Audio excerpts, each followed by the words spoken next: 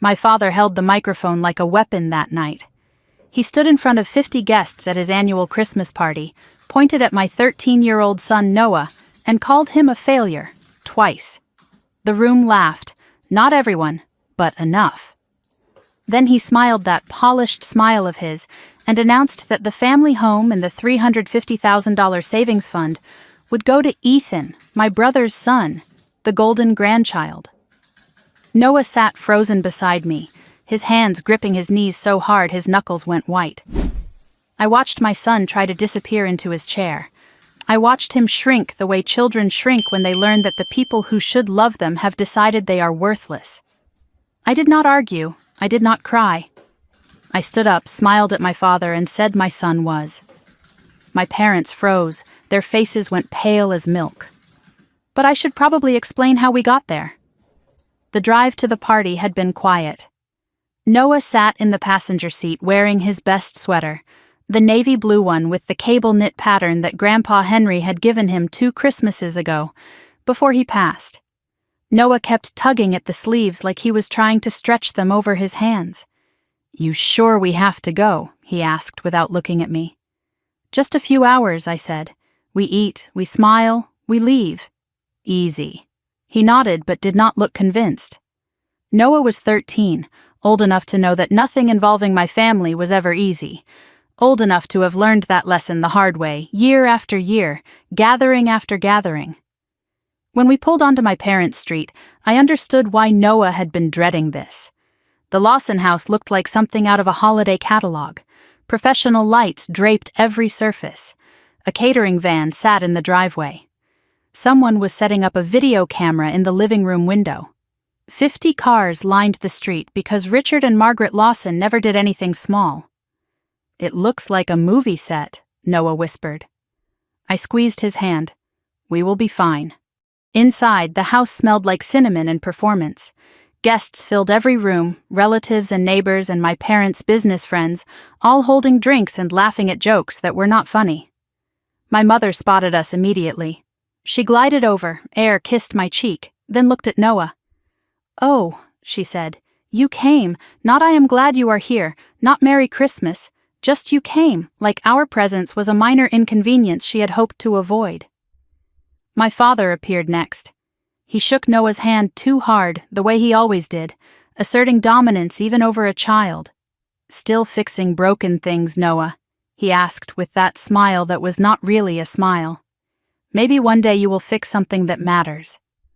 Noah forced a polite laugh. The laugh kids learn when they figure out that showing pain makes things worse. I felt my jaw tighten but said nothing. Not yet. We found seats near the back of the living room. Noah pulled out his phone, not scrolling, just holding it like a shield. A woman I did not recognize was filming everything on her phone.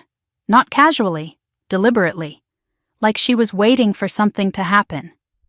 My brother Derek arrived 20 minutes later with his wife Vanessa and their son Ethan. The room shifted. People gravitated toward them like they were celebrities making an entrance. Ethan was 14, wearing a blazer, his hair perfectly styled. My mother rushed over immediately. "There is my golden boy," she said loud enough for everyone to hear. Ethan smiled the smile of someone who had been told he was special every day of his life. Vanessa announced his latest achievement, first place in the state science fair, and my father clapped Ethan on the shoulder. "That is a Lawson," he said, beaming. "That is what success looks like." He glanced across the room at Noah, still holding his phone in the corner, and shook his head slightly. A small gesture, a dismissal. Noah saw it. I saw him see it. He set down his phone and stared at his shoes.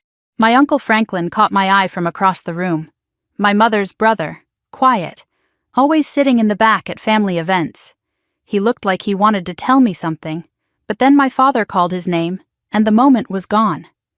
Before dinner, my father clinked his glass. "Time for a little trip down memory lane," he announced. A projector screen lowered. The lights dimmed. I had a bad feeling. The slideshow began. 15 photos of Ethan, winning trophies, shaking hands with the mayor at some youth leadership event, graduation ceremonies, perfect smiles in perfect lighting. Then 2 photos of Noah. One where he was blurry in the background of a group shot. One mid-sneeze at last year's Thanksgiving. The room laughed at the sneeze photo. "Classic Noah," someone said. Noah's face went carefully blank. That expression children learn when showing pain invites more pain. He stared at his shoes while my father narrated the slideshow like a proud documentarian. "Future CEO right there," he said over a photo of Ethan. "Mark my words." Over Noah's sneeze photo, he paused. "And here is our little," he searched for the word, "handyman." More laughter. I reached for Noah's hand under the table. He did not take it. After dinner, my father stood up with the microphone. He did the whole speech about 40 years of marriage, thanked everyone for coming, made jokes that landed perfectly with the crowd. Then his smile changed. Sharpened. "Now for the real reason we are all here tonight," he said. "I assumed it was about their anniversary." It was not. "Margaret and I have been thinking about the future," he continued, "about legacy. We have decided to make an announcement about our estate." My stomach dropped. No, they would not. "Ethan, come up here, son." Ethan walked to the front of the room, confident, rehearsed. Vanessa beamed. Derek nodded like this had all been arranged. "This house," my father said, "the house where 3 generations of Lawsons have lived, will go to Ethan."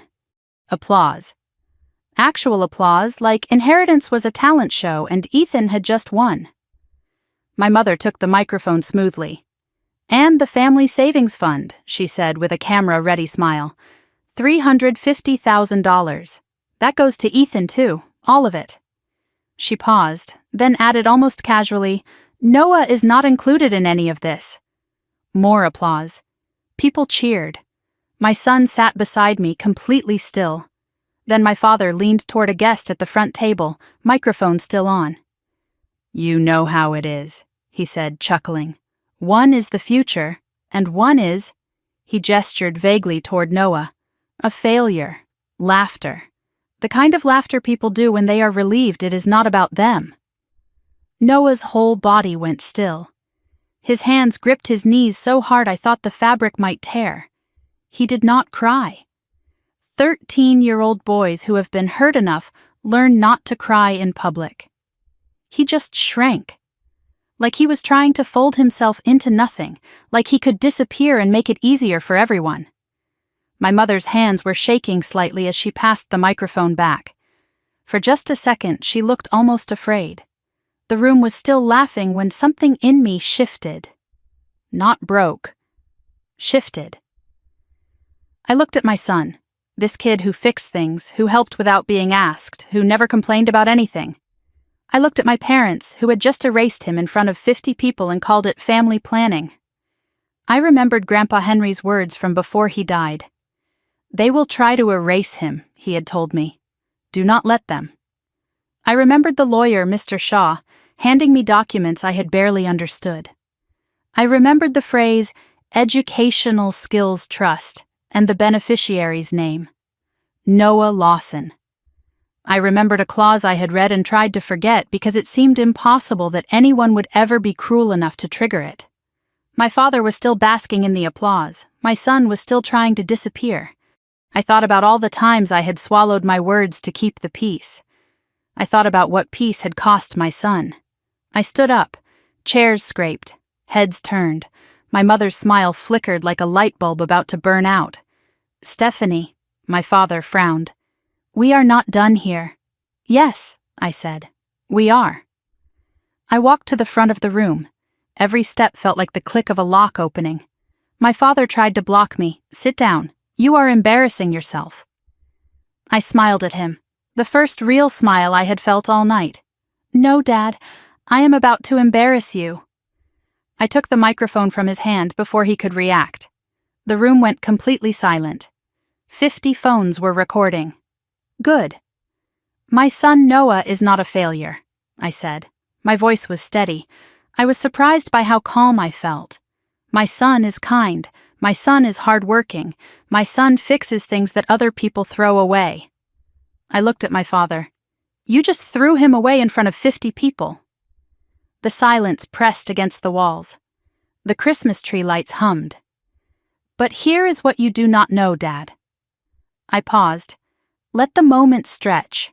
Grandpa Henry saw exactly who you are, and he made arrangements. My mother's face went white. "My son is the legal beneficiary of Grandpa Henry's Educational Skills Trust," I said. "And what you just did, publicly excluding him, humiliating him, calling him a failure, that triggers a very specific clause." Uncle Franklin stood up in the back of the room. He did not say anything. He just stood, like he was ready for something. "My son is," I said, and I looked at Noah.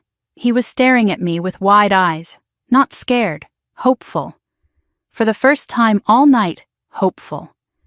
I looked back at my parents. My son is the person Grandpa chose. And now? I smiled. The next words would change everything. My parents went pale. 50 people stared at me like I had just pulled a grenade from my purse. My father's mouth hung open, but no words came out.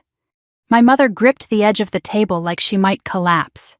The only sound in the room was the soft hum of Christmas music that someone had forgotten to turn off. 2 years ago, I said into the microphone, Grandpa Henry created an educational skills trust. I let that sentence land, watched it ripple through the room. He did not tell you, Mom. He did not tell you, Dad. He told me. Because he knew exactly what kind of family this is. My mother flinched. Actually flinched, like my words had physical weight.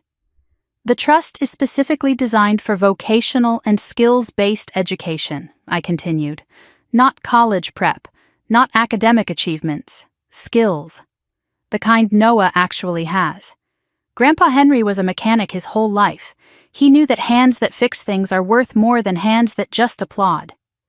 My father found his voice. "This is ridiculous. Dad never mentioned any. He was not your dad, Richard." I cut him off. "He was Mom's dad. And he saw how you treated people who did not fit your definition of success." My mother whispered something to my father. I could not hear all of it, but I caught 3 words. "I told you." Her face was gray. "But here is the part you really need to understand," I said. Grandpa Henry was not naive. He knew someone might try to push Noah aside. So he added a protection clause. I paused, making sure every phone in the room was still recording. They were, if the beneficiary, that is Noah, is ever publicly excluded from family inheritance due to personal bias or favoritism, if he is ever humiliated or dismissed in a family setting because he does not meet someone's arbitrary standards, then full control of the trust transfers immediately to his legal guardian. That is me. The words hung in the air like smoke. "Dad, you just stood in front of 50 witnesses and called my son a failure. You announced he was excluded from the family estate because, what was it, one is the future and one is a failure. That is not opinion. That is public exclusion based on personal bias. On camera." I watched understanding spread across the room like a slow wave. Some guests looked uncomfortable. They had laughed at Noah too. Others pulled out their phones, checking what they had recorded. A few started whispering to each other. My father's expression cycled through confusion, then disbelief, then something I had never seen on Richard Lawson's face before. Fear. Vanessa grabbed Ethan's arm and started pulling him toward the side door. Her face was red, not from embarrassment, from fury. She wanted out before this got worse. My father charged toward me, crossing the room in 3 steps. "Give me that microphone. You are making a fool of yourself." I stepped back, keeping it out of reach. "No, Dad, I am making a record." "This is insane," he sputtered. Henry was sick at the end. He did not know what he was signing. "You manipulated a dying old man. Any lawyer will tear this apart in 5 minutes." "Grandpa Henry signed this document 3 years before he died," I said calmly. "He was in perfect health. It was witnessed by his attorney and notarized by the state of Ohio. And if you want to contest it, there is an anti-contest clause too. Anyone who challenges the trust forfeits any claim to Henry's other assets." I smiled. Did you know Grandpa owned property in Florida? I did not either. Until the lawyer told me. My father's face went from red to purple. You ungrateful little... Careful, Dad. 50 phones. Remember? Murmurs spread through the room. Someone near the back said loud enough to hear, "Did he really call that kid a failure?" Another voice answered, "I have it on video." The narrative was already shifting beneath my father's feet. Derek stood frozen by the Christmas tree. My brother, the golden son, the one who had always stood with our parents. He looked at Vanessa, then at our parents, then at me. For the first time in my life, I could not read his expression. Then a voice came from the back of the room. "She is telling the truth." Everyone turned. Uncle Franklin, my mother's younger brother, was standing with his hands in his pockets and his face grim. He had been quiet all night, sitting in the back like he always did at family events. He and my mother had some falling out years ago that no one ever explained. But he had stayed close to Grandpa Henry until the end. "I was there when Henry signed that trust," Franklin said. He walked slowly toward the front, every eye following him. I witnessed it. So did Henry's attorney, Bernard Shaw. Henry knew exactly what he was doing. He was sharper at 82 than most people are at 40. Franklin stopped in front of my father and looked him dead in the eyes. "Richard, you have spent 20 years treating people like they are either useful or worthless. Henry watched you do it to Patricia. He watched you do it to me. He watched you do it to Stephanie. He was not going to let you do it to that boy." Franklin looked at Noah, and his voice softened. "Henry talked about you, kid. He said you had good hands and a better heart." My mother looked like she might faint. "Franklin, you knew? All this time?" "I tried to tell you, Maggie. You did not want to hear it." Something passed between them. Old pain, old silence, old betrayal. Franklin reached into his jacket and pulled out a folded piece of paper. "Henry gave me a copy, just in case." The whispers in the room became louder. Guests were no longer hiding their conversations. "I cannot believe he said that about a child." "Did you see the slideshow?" "Only 2 pictures of the kid. I always thought there was something off about this family." An older couple near the door quietly grabbed their coats. The wife said to my mother, "Margaret, this is not what we came for." They left without saying goodbye. 3 more couples followed within minutes. Vanessa stormed back into the room, Ethan trailing behind her. "This is a scam," she shouted. "She planned this whole thing. That old man's money was supposed to go to family, real family." I looked at her. "Noah is real family. You just forgot." Vanessa turned to Derek. "Derek, say something." My brother opened his mouth, closed it, then just shook his head. "I do not know what to say, Vanessa." Her eyes went wide with betrayal. In all the chaos, I noticed Ethan. He was not smiling anymore. He was not basking in the attention. He was looking at Noah with an expression I could not identify. Not hatred. Something closer to recognition. My mother suddenly sat down heavily, like her legs had given out. She pressed her hand to her chest. "I need to. I cannot." My father did not even look at her. He was too busy calculating his next move. Then, in the middle of all the arguing and whispering and panic, a small voice cut through everything. "Can I say something?" Everyone turned. Noah was standing up. My 13-year-old son, who had been called a failure in front of 50 people, was standing up. His hands were shaking slightly, but his voice was steady. "I did not know about any trust," he said. "I did not know Grandpa left me anything. I just knew he was the only one here who ever made me feel like I was not broken." He looked at my father, then my mother. "I am sorry I am not what you wanted. I am sorry I like fixing things instead of winning trophies. But I am not a failure. I am just different." The room was completely silent. Grandpa Henry used to say that the people who fix things are more important than the people who break them. Noah looked around the room. "I do not know who breaks things in this family, but I know who I want to be."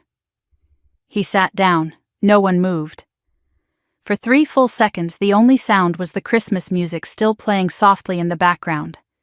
Then someone in the back started clapping. Slowly. Just one person, then another, not everyone. But enough. I set the microphone down on the nearest table. We are leaving now. I held my hand out to Noah. This time he took it. As we reached the door, my father's voice followed us. This is not over, Stephanie. I turned back one last time. No, Dad, it is just beginning. We stepped into the cold December air. The Christmas lights on the house looked different now, less festive, more like warning signs of what lay inside.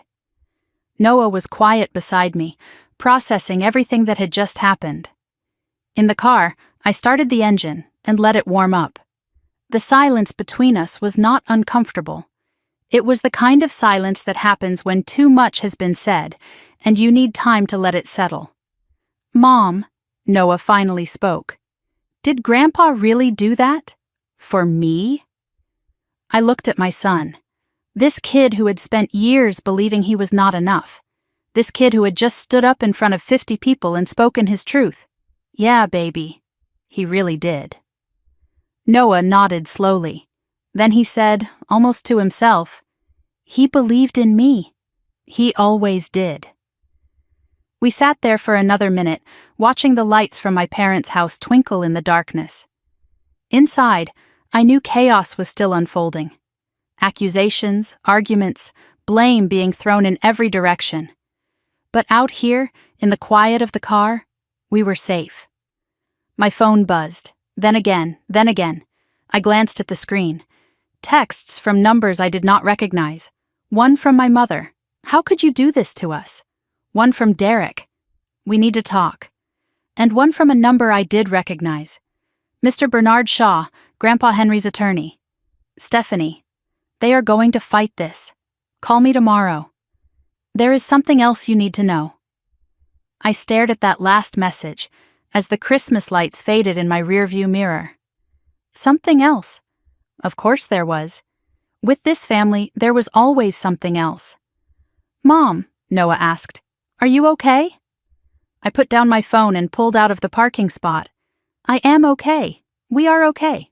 What happens now? Now we go home. Tomorrow I call the lawyer. And then we figure out what Grandpa Henry really left us.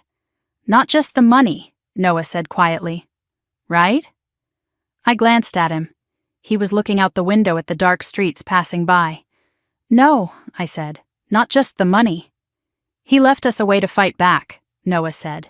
He knew they would do this, and he prepared for it. I did not answer right away because he was right. Henry had seen this coming years ago. He had built something specifically designed to protect Noah from the people who should have loved him. He had known exactly what kind of family we were dealing with. The only question now was what else Henry had known, what else he had prepared, and whether it would be enough to win the war that was just beginning. We pulled into our driveway 20 minutes later. The house was dark and quiet. Normal, safe. Inside, I made us both hot chocolate, our tradition after hard days. We sat at the kitchen table without talking, just existing in the same space, recovering from what we had been through. Finally, Noah looked up. Mom? Thank you. For what? For standing up, for saying I was not a failure, in front of everyone. I reached across the table and took his hand.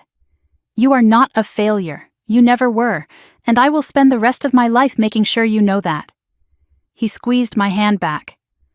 I know. I think I finally know.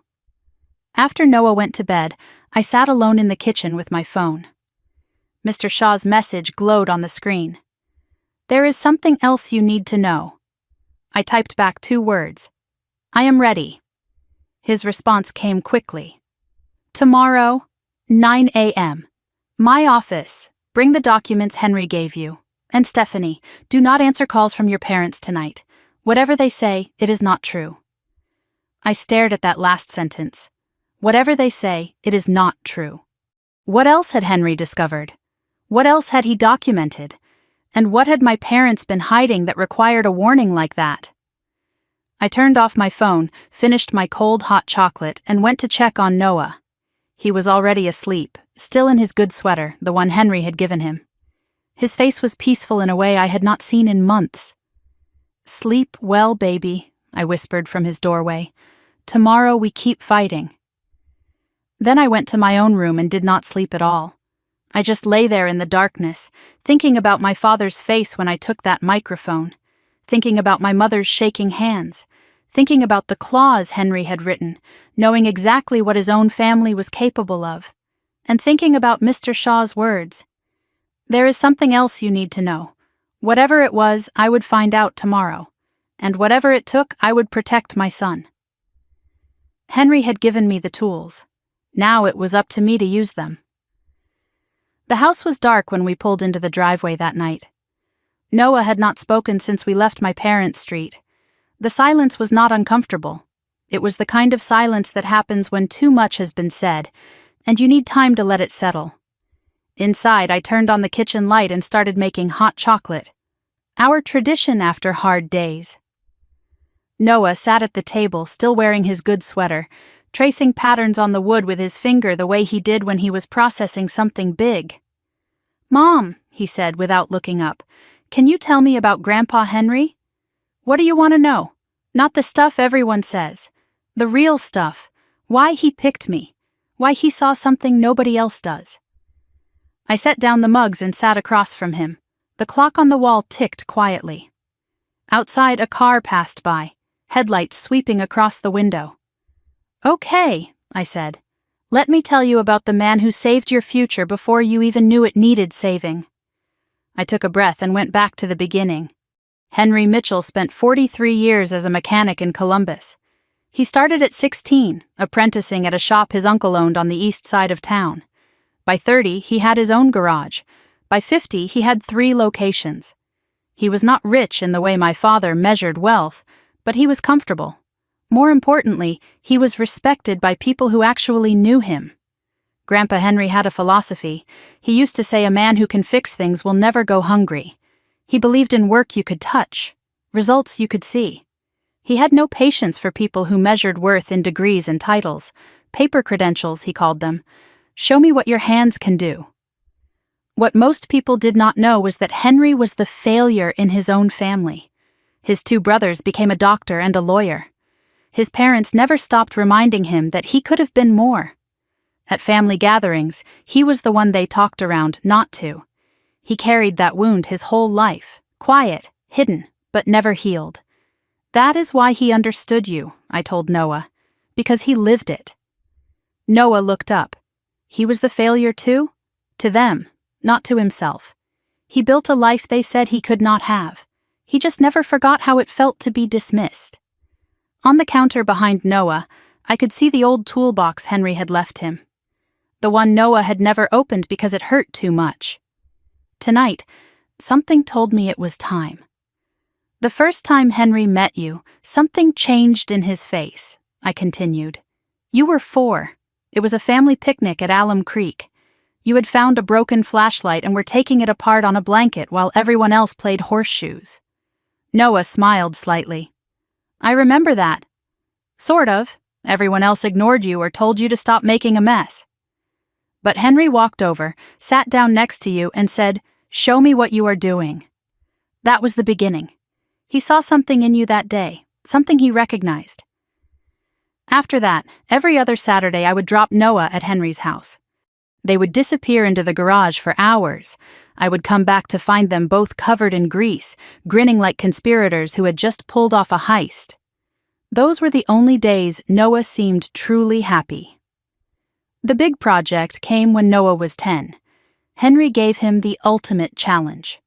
An old Zenith radio from the 1950s. Completely dead. "Your great-grandmother listened to this during the war," Henry told him. "Think you can bring it back?" I remember Noah's eyes that day. They lit up in a way I never saw at school or family events. This was his language. This was his world. It took them 4 months. Henry did not just show Noah how to fix it, he made Noah figure it out. "I will teach you how to think," Henry said. "The rest you will teach yourself. They tracked down vintage parts from specialty shops and online auctions. They learned about vacuum tubes and capacitors and circuits. Noah's notebook from that project was 60 pages long, filled with diagrams and notes and questions. The day the radio crackled to life, Noah cried. Not sad tears. The kind of tears that come when you realize you are capable of something you did not know you could do.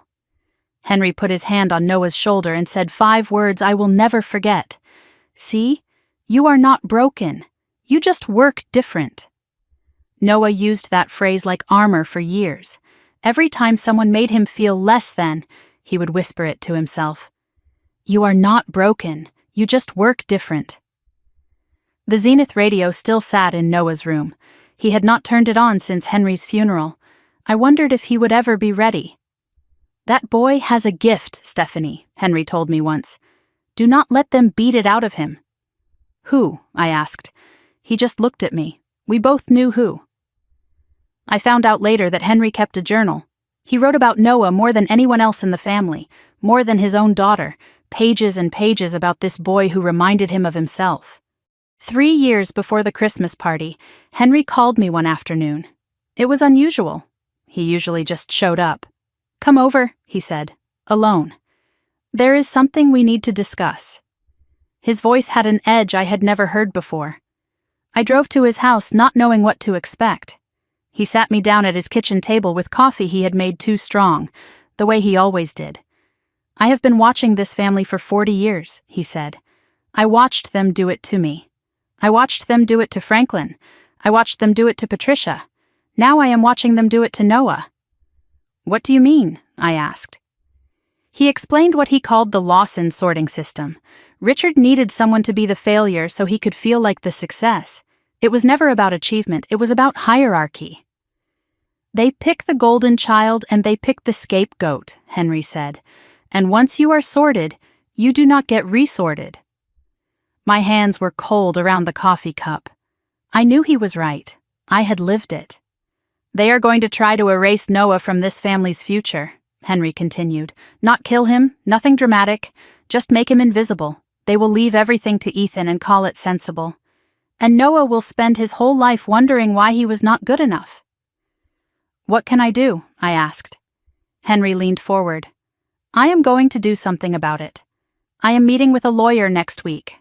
A good one. Old friend of mine. I am setting up something they cannot touch. He slid a business card across the table. Bernard Shaw, attorney at law. But Stephanie, Henry said, his eyes intense, you have to promise me. When the time comes, do not back down. These people respect power, nothing else. So you are going to have to show them some. I still had that card in my wallet 3 years later. Slightly worn, but still readable. Over the next 6 months, Henry worked with Mr. Shaw. He created the Educational Skills Trust, specifically designed for vocational and trades education. The trust would cover apprenticeships, technical schools, certification programs, equipment. Not a dollar could be used for traditional 4-year college unless Noah specifically chose that path. Henry funded it by selling his Florida property, a small beach cottage he had bought decades ago. He liquidated investments he had kept hidden from even my mother. By the time he was done, the trust held $180,000. More than enough to give that boy a real start, Henry told me. But Henry was not naive. He knew the family would try to intervene, so he added the protection clause I had quoted at the Christmas party. Public exclusion based on bias would trigger full guardian control. Any contest would result in forfeiture of other benefits. They will try to convince Noah he does not deserve it, Henry said. This makes sure they cannot take it even if they convince him. Uncle Franklin witnessed the signing. So did Mr. Shaw's paralegal and a notary. Henry had everything documented, filmed, and stored in 3 separate locations. I know how Richard operates, Henry said. He will claim I was senile. This proves I was not. His final instructions were clear. Do not tell Margaret. She will tell Richard. Do not tell Noah yet. He is too young to carry this. And Stephanie, when they cross the line, and they will, do not hesitate. You will know the moment when it comes. He mentioned another document that day, something separate from the trust. Insurance, he called it. I did not know what he meant then. I was starting to wonder if tonight was the night to find out. Noah had finished his hot chocolate by the time I finished the story. So Grandpa saw it coming, he said quietly. All of it. He saw it because he lived it. He did not want that for you. After Henry died, Mr. Shaw gave me a sealed envelope. Henry said to open this when you are ready, Shaw told me. You will know when. I had kept it in my dresser drawer for 2 years, unopened. Tonight, something told me it was time. I got the envelope and sat back down with Noah. We opened it together. Henry's handwriting was shaky but clear, written in the months before he passed. Dear Stephanie, if you are reading this, something happened. Something I hoped would not but knew probably would. I spent my whole life being the wrong kind of son. Too simple, too rough. Not impressive enough for the family name. I see the same thing starting with Noah. The same looks. The same dismissals. The same quiet cruelty. I could not protect myself, but I can protect him. Use the trust. Use whatever you have to. Do not let them make him small. And tell Noah this. The people who fix things are the ones who keep the world running. The rest just take credit. Noah's eyes were wet when I finished reading, but he did not cry. He really believed in me, he whispered. He really did, baby. He really did. At the bottom of the letter, there was a postscript I had missed at first. There is another envelope, marked open when they cross the line. You will know. I went back to the dresser and searched the drawer. Behind some old papers, there it was. Another envelope, yellowed with age. Written on the front in Henry's handwriting, open when they cross the line. My hands shook slightly as I held it. The envelope was thick, more than just a letter. I could feel something hard inside, like a small object, a key maybe, or a flash drive. I could not tell without opening it. Noah looked at me. Are we opening it? I thought about the party, about what my father had said, about the texts waiting on my phone. They crossed the line tonight, I said. They definitely crossed it. But something stopped me. Mr. Shaw's text from earlier. There is something else you need to know. Maybe I should wait. Maybe he needed to be there. Tomorrow, I told Noah. We will open it tomorrow with Mr. Shaw. Noah yawned. The exhaustion of the night was finally hitting him. Mom, he said at his bedroom door. Thanks for standing up for me tonight. My heart cracked in the best way. Always, baby, always. After Noah went to bed, I sat alone in the kitchen with both letters in front of me. My phone buzzed. Another text from my mother. You have no idea what you have started. I stared at the screen, then typed back 4 words. Yes, I do. Then I blocked her number. In the drawer upstairs, Henry's second envelope waited. Whatever was inside, it had waited 2 years. It could wait 1 more night. But something told me tomorrow was going to change everything again. I woke to silence the morning after Christmas. The kind of silence that feels fragile, like glass about to shatter. Sunlight came through the curtains, soft and golden. For 3 seconds, I forgot everything that had happened. Then I remembered, and I checked my phone.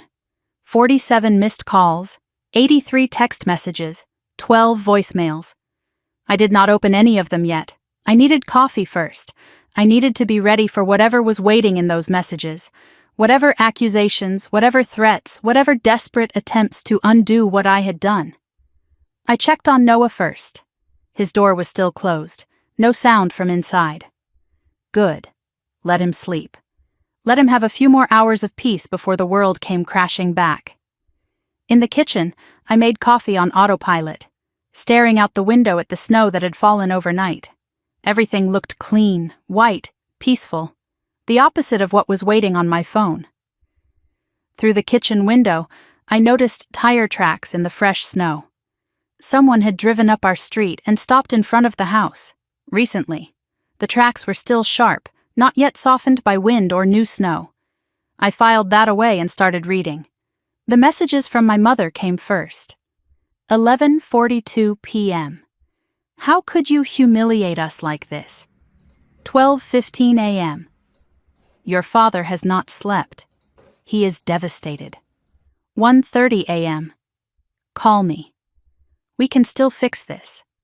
3 a.m. You have destroyed this family. I hope you are happy. The progression told a story: anger to bargaining to guilt to blame. The classic Margaret Lawson playbook, refined over decades of practice. My father had sent only one text at 2 a.m. You think you have won something. You have not. This is far from over. No calls from him, just that one message. Somehow that was worse. Richard Lawson did not waste words. When he spoke, he meant it. Derek's messages were different. Stephanie, what the hell was that? Then Vanessa is furious. Ethan is confused. Then we need to talk. Not about the money. About what happens next. His tone was less attacking, more calculating. Derek had always been the strategist in the family, the one who figured out which way the wind was blowing and positioned himself accordingly. Vanessa had left a voicemail. I played it on low volume. You vindictive, jealous, pathetic excuse for a sister-in-law. I deleted it at the 15-second mark. I had heard enough, but I saved it to my cloud storage first. Evidence. I was learning to think like that now. Then I noticed a text from an unknown number, sent at 4 a.m. They are talking about lawyers. Be careful. No signature. No follow-up. Who was warning me? Someone inside the family circle, clearly. But who? I put in my earbuds and started on the voicemails. My mother's voice was thick, like she had been crying. Stephanie, honey, I know you are angry, but this is not the way. Your father just wanted what is best for the family. You know how he is. He did not mean to hurt Noah. Please, let us talk before you do anything you cannot take back. The classic pattern. Minimize, excuse, redirect blame. As if calling a child a failure in front of 50 people was just a minor misunderstanding. My father's voicemail was different. His voice was controlled, cold. Stephanie. I have consulted with my attorney this morning. Whatever document you think you have, it will not hold up. Henry was not in his right mind at the end. Everyone knew that. If you pursue this, you will lose more than you gain. Think about Noah's future.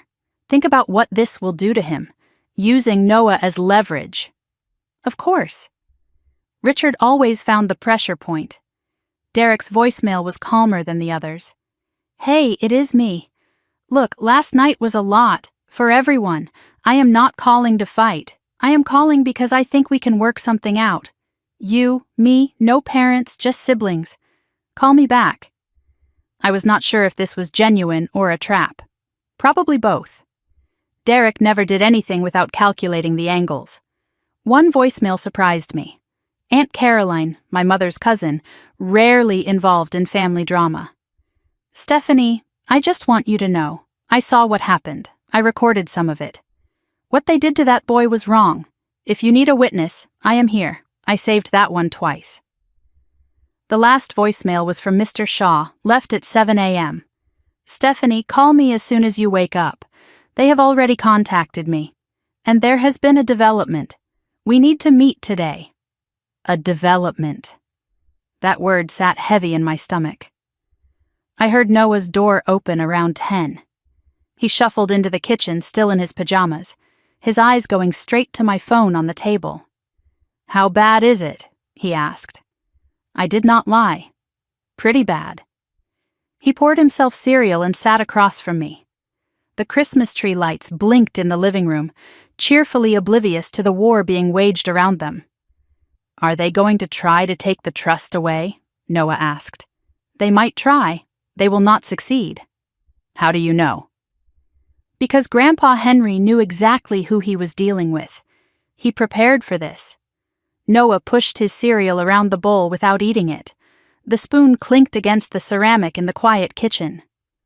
Mom, why do they hate me? The question hit me like a physical blow. They do not hate you, Noah. They just do not understand you. What is the difference? I did not have a good answer for that. Sometimes there was no difference at all. Noah was quiet for a long moment. Then, very softly, he said something that broke my heart. Sometimes I thought they were right. About what?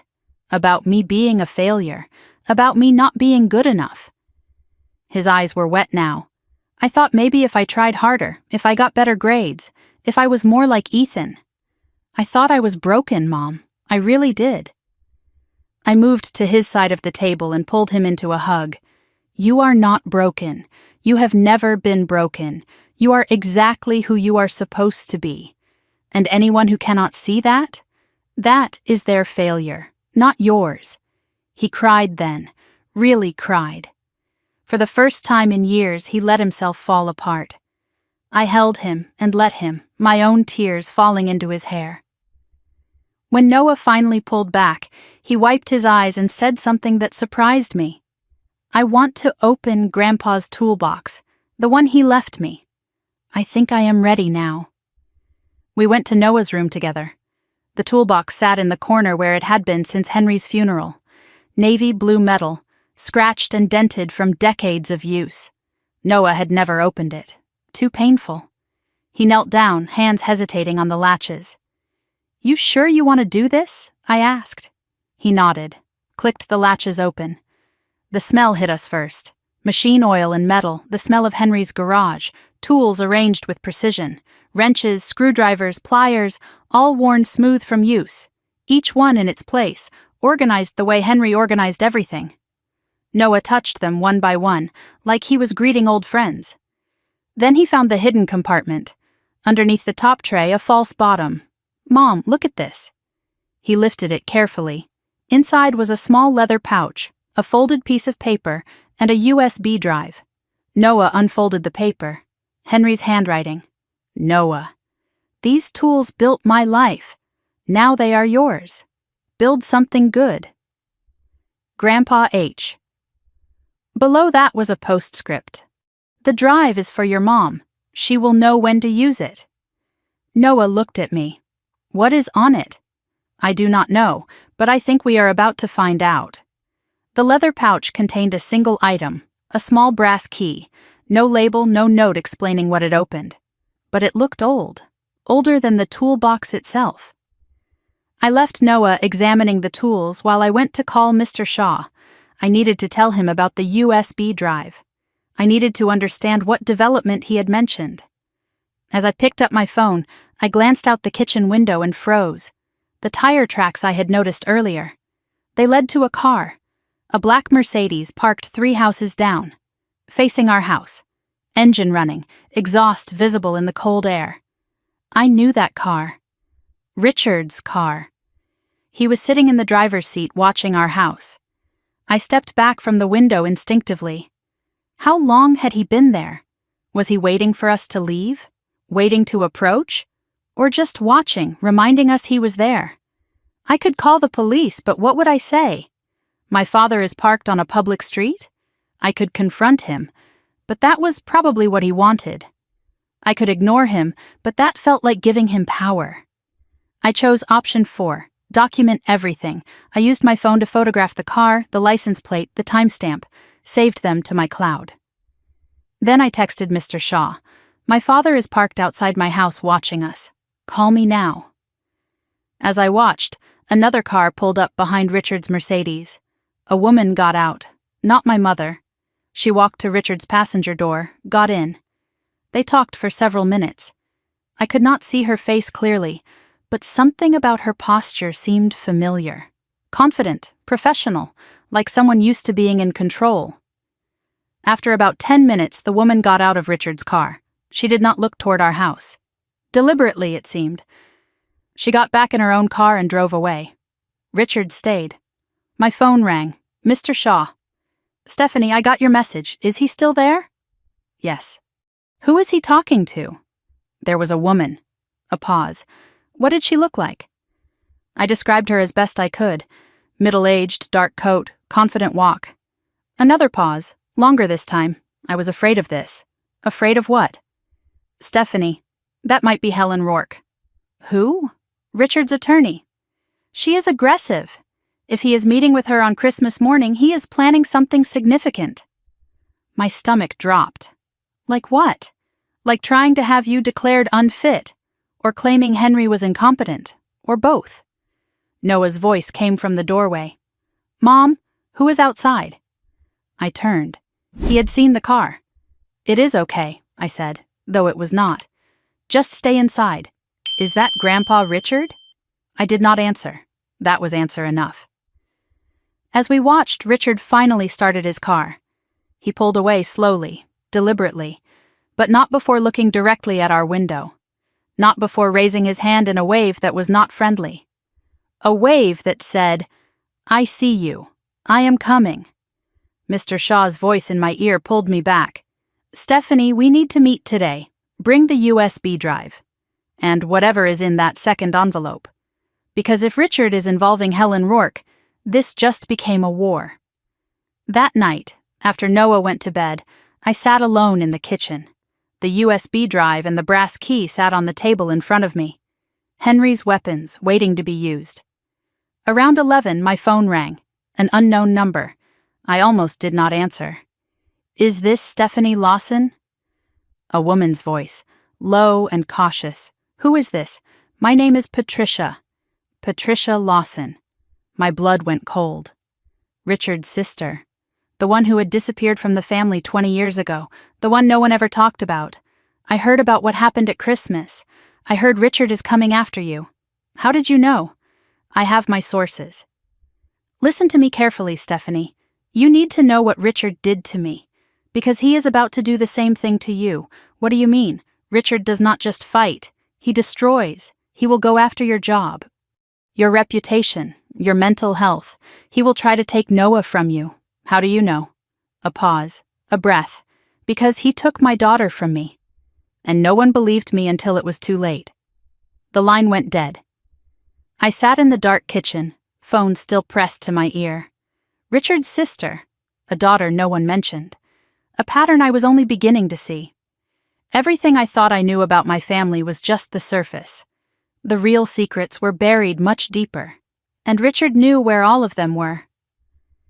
I drove to Mr. Shaw's office the same afternoon with the USB drive in my pocket and 1,000 questions in my head.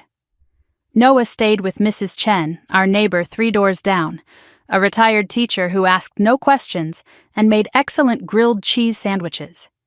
I told him I would be back in a few hours. I did not tell him I was preparing for war. Shaw's office was in a modest building downtown. Old brick, no flash. The kind of place that said competence over performance. Henry would have liked it. That was probably why he chose Shaw in the first place. Bernard Shaw was older than I expected. Late 60s, silver hair, steady hands that looked like they had signed 1,000 important documents. His office smelled like coffee and old paper. Photos lined the walls, and one of them stopped me cold. Shaw with Henry, both of them grinning on a fishing boat somewhere, holding up their catches like proud boys. They were friends, I realized, not just attorney and client. Shaw did not waste time on pleasantries. Richard contacted me this morning, he said. Twice.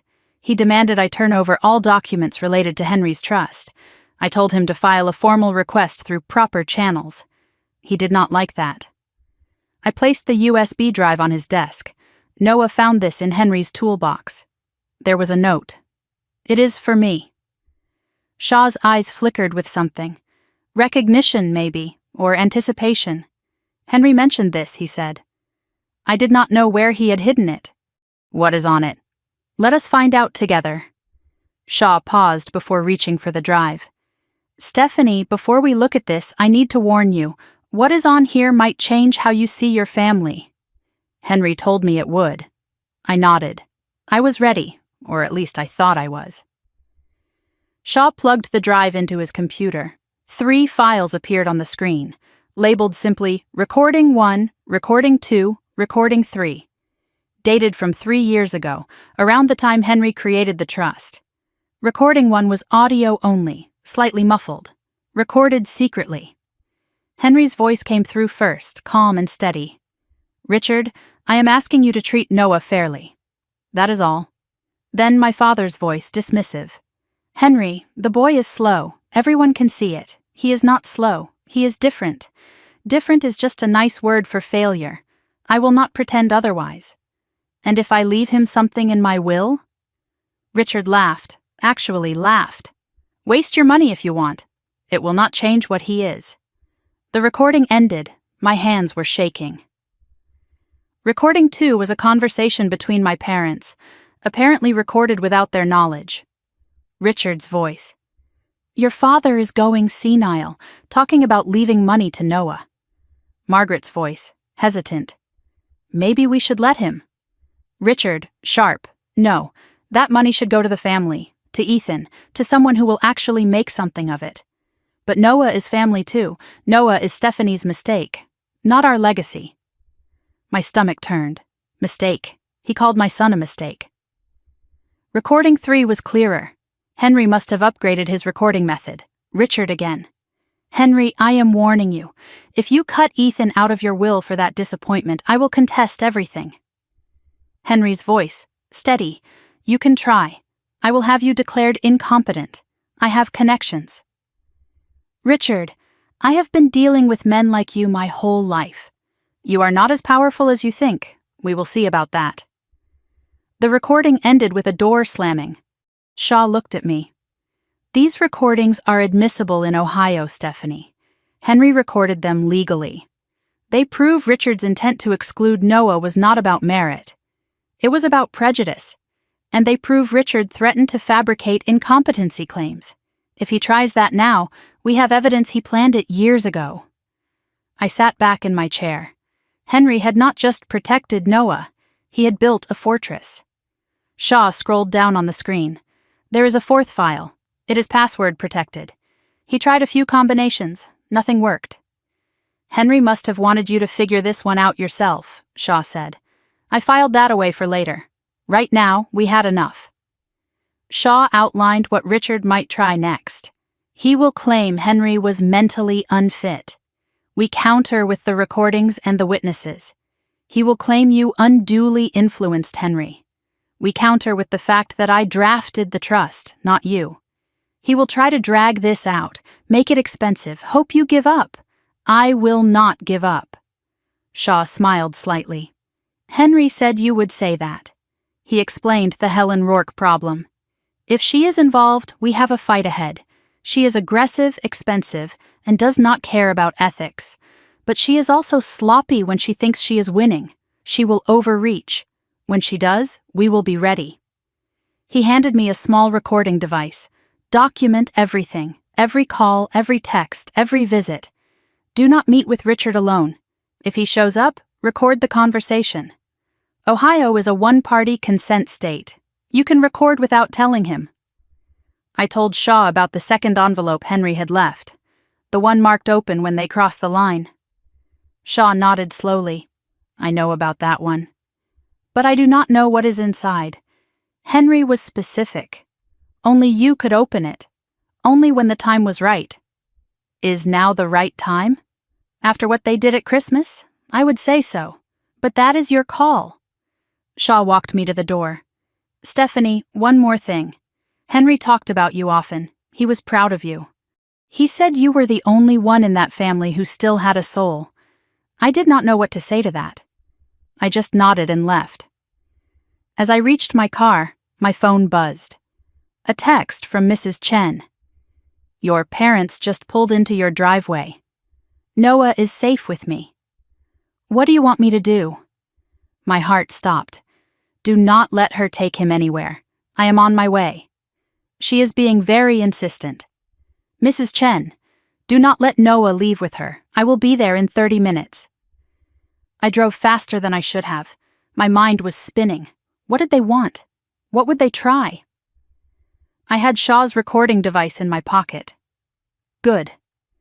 I clicked it on before I even turned onto my street. Richard's Mercedes was in my driveway, blocking me out.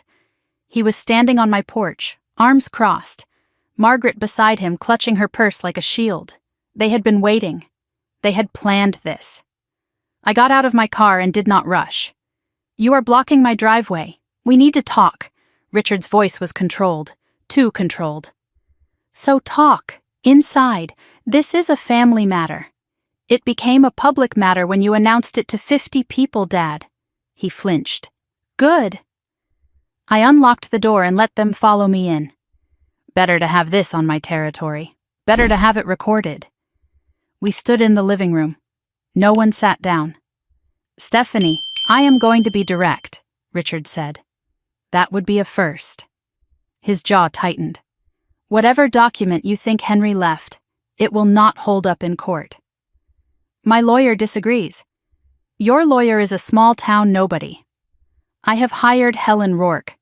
I know, I saw you meeting with her this morning. While you were parked outside my house, that caught him off guard. His eyes narrowed. Margaret stepped forward and for a moment her mask slipped. She looked exhausted. Old in a way I had never noticed before.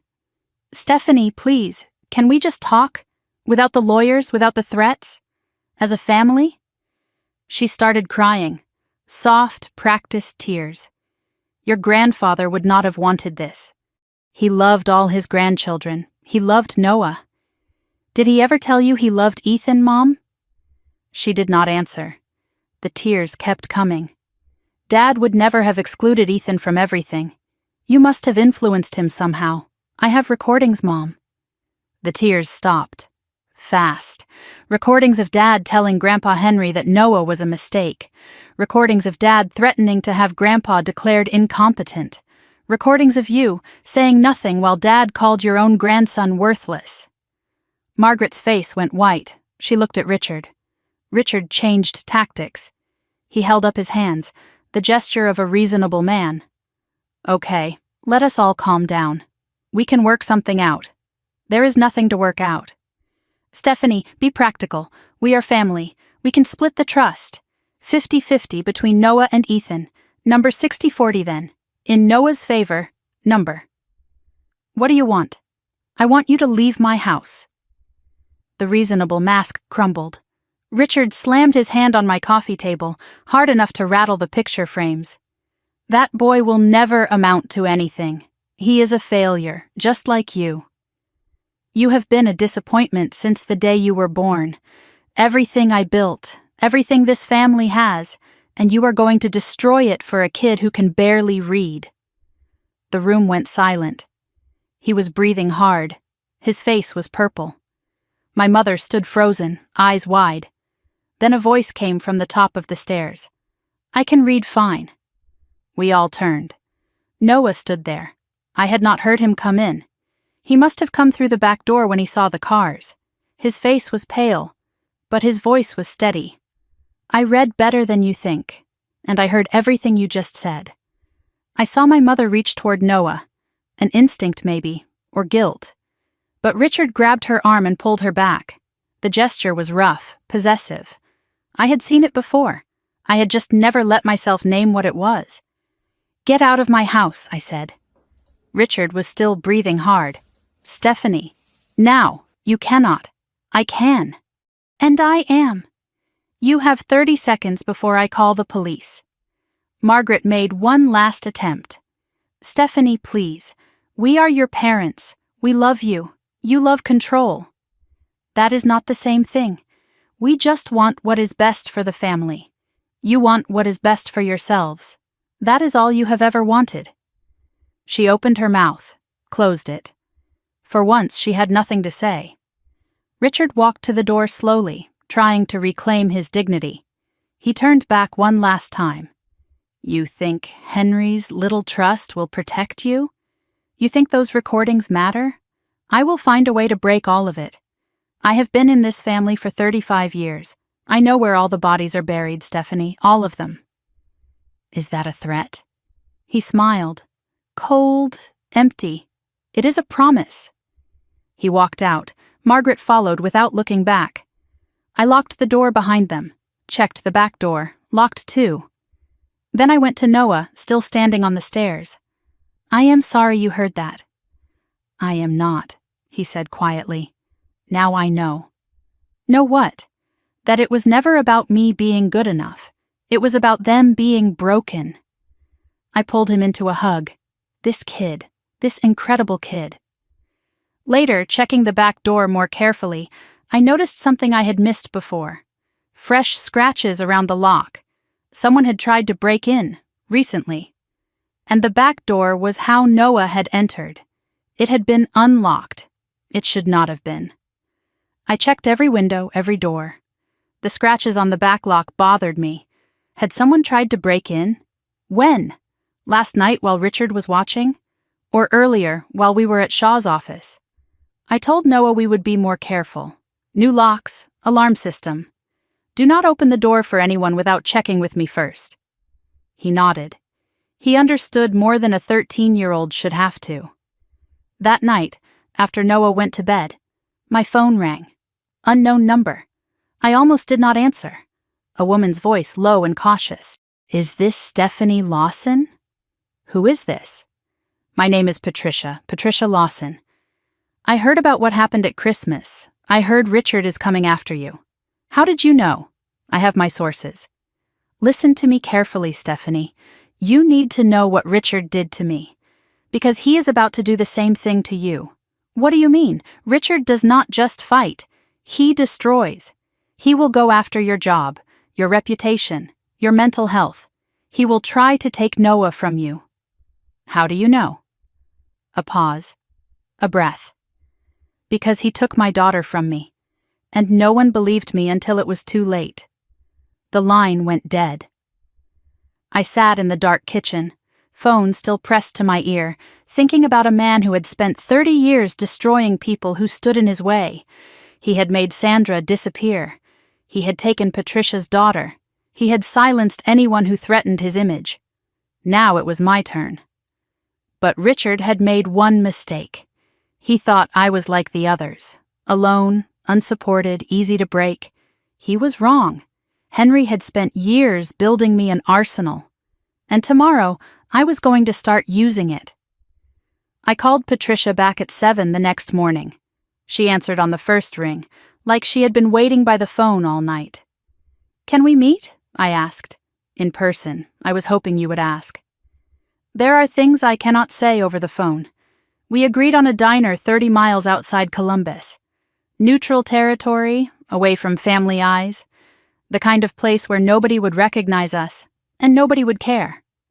I arranged for Noah to stay with Mrs. Chen again. He did not argue this time. He just asked me to be careful. When did my 13-year-old start telling me to be careful? When did he have to? The drive felt longer than 30 miles. I kept checking my rearview mirror, looking for Richard's Mercedes, looking for anyone who might be following. His surveillance had made me paranoid, or maybe paranoid was just the smart way to be now. The diner was a small place, mostly empty at 9 in the morning. I spotted Patricia immediately. She was tucked into a corner booth facing the door, hands wrapped around a coffee cup like it was keeping her anchored. She looked like Richard, but softer, worn by years of something heavy. Mid-50s, gray streaking her hair. She did not look broken or fragile. She looked like a survivor, steel wrapped in ordinary, but she was not alone. Sitting across from her was a man I recognized from the photos in Mr. Shaw's office, Bernard Shaw himself. They had been waiting together. Mr. Shaw? What are you doing here? Sit down, Stephanie. Patricia and I have known each other for a long time. Henry introduced us, Patricia said quietly. 22 years ago, when I needed help. I sat down. My world kept expanding into dark corners I never knew existed. Patricia started from the beginning. She was the youngest Lawson sibling, 5 years younger than Richard. She had married young, to a man named Thomas, a construction worker. Richard disapproved. Thomas was not good enough for the Lawson name. Richard spent 3 years trying to destroy my marriage, Patricia said. He finally succeeded. How?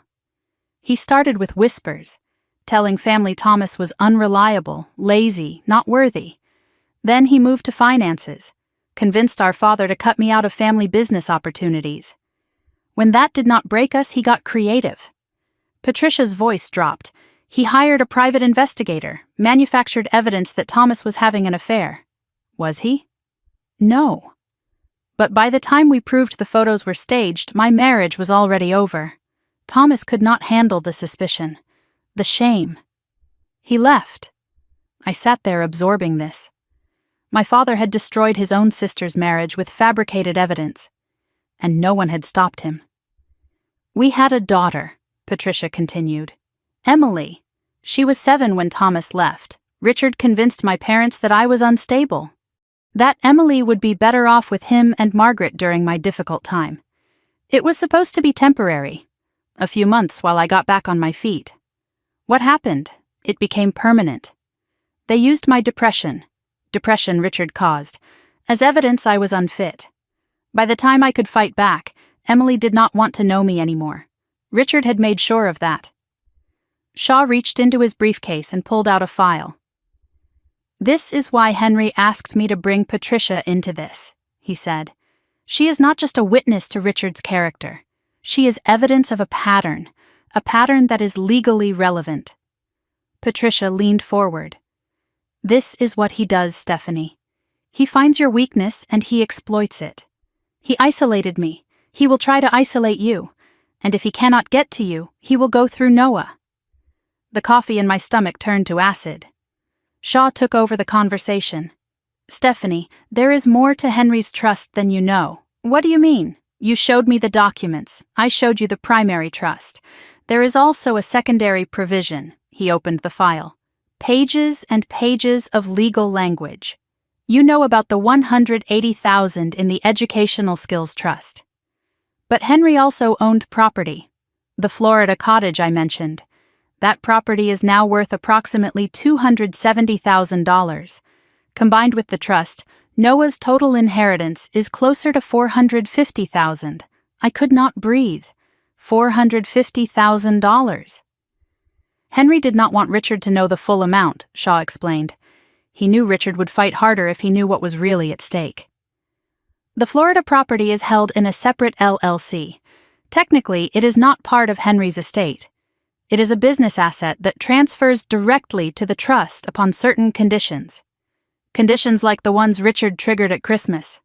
Exactly. His announcement accelerated everything. There is also an anti-contest provision, Shaw continued. If anyone challenges the trust and loses, they forfeit any claim to other Henry-related assets. Richard does not know about the Florida property yet. If he contests the trust and loses, he loses any chance at that money too. And if he finds out before he contests, he might fight even harder, or he might realize he cannot win and back off. Which do you think he will do? Shaw and Patricia exchanged a look. Richard never backs off, Patricia said. It is not in his nature. Shaw's expression was grim. There is one more thing. Richard asked me a question that concerned me. He asked if the trust could be voided if the beneficiary voluntarily renounced it. My blood went cold. He is going to try to get to Noah directly. That is what I believe, yes. I had brought Henry's second envelope with me, as Shaw had requested. It sat on the table between us, yellowed and heavy with secrets. Henry's instructions were clear, Shaw said. Only you could open it. Only when Richard crossed the line. I think we are past that point. I agree. My hands trembled as I broke the seal. Inside was a letter, several photographs, and a small brass key that matched the one from Henry's toolbox. Patricia drew a sharp breath when she saw the key. I know what that opens. I unfolded the letter first. Henry's handwriting, steady, despite his age. Stephanie. If you are reading this, Richard has done what I always feared he would. The recordings on the USB are your shield. What is in this envelope is your sword. The key opens a safety deposit box at First National Bank of Columbus. Box 1247. Inside, you will find documents that Richard has spent 30 years trying to destroy. Documents that prove he is not the man this family thinks he is. Use them only if you have to. But if you have to, do not hesitate. I spread the photographs on the table. Old photos, faded with time. One showed Richard with a woman I did not recognize. Not Margaret. Another showed paperwork with Richard's signature. A third showed a building I had never seen. Industrial, abandoned looking. What are these? Patricia picked up the photo of the woman. Her face went pale. That is Sandra, Richard's first wife. Richard was married before Mom? For 3 years. No one talks about it. That is the point. What happened to her? Patricia set the photo down carefully. Officially? She left him, disappeared. And unofficially? Patricia looked at Shaw. Shaw looked at me. That is what is in the safety deposit box, Stephanie. The truth about what really happened. The third photograph, the industrial building, had writing on the back. An address. And below it, in Henry's handwriting, this is where he buried the evidence. The real evidence. My phone buzzed.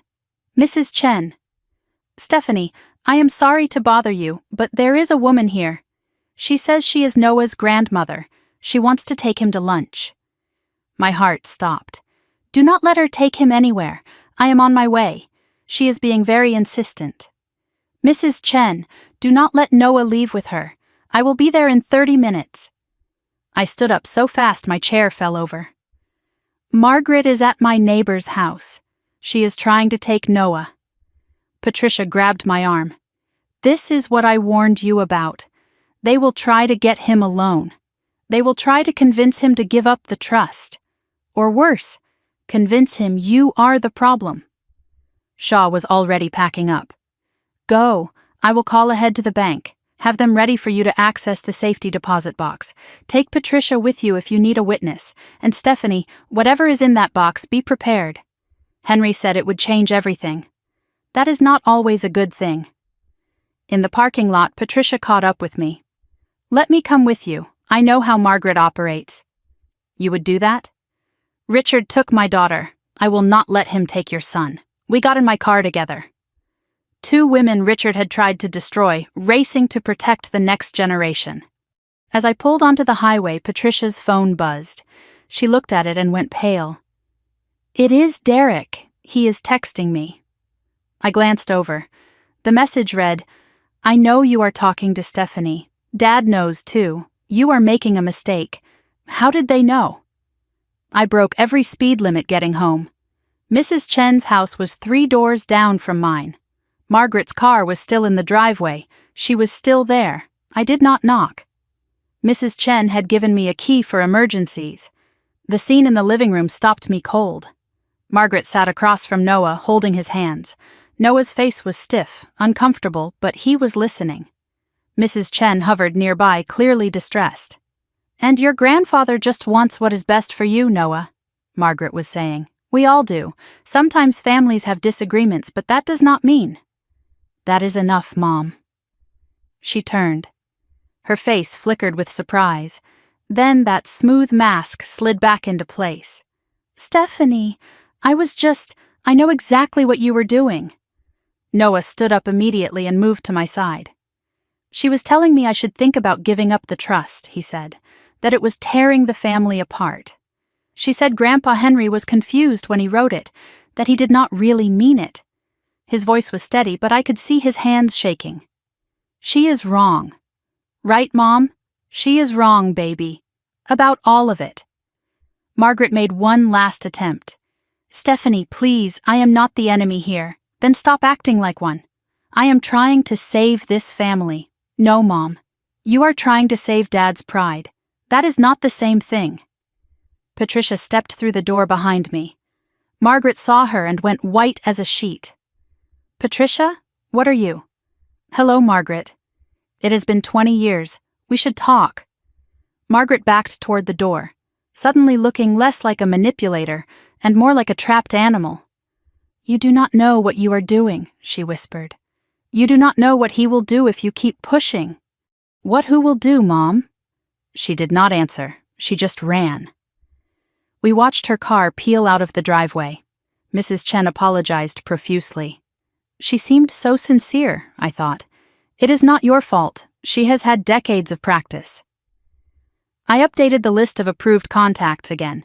Noah would come to my workplace from now on. No one else. Patricia stayed for dinner. Noah studied her cautiously. Why have I not met you before? Because your grandfather Richard made sure of it. But that is a long story. I am getting used to long stories about this family.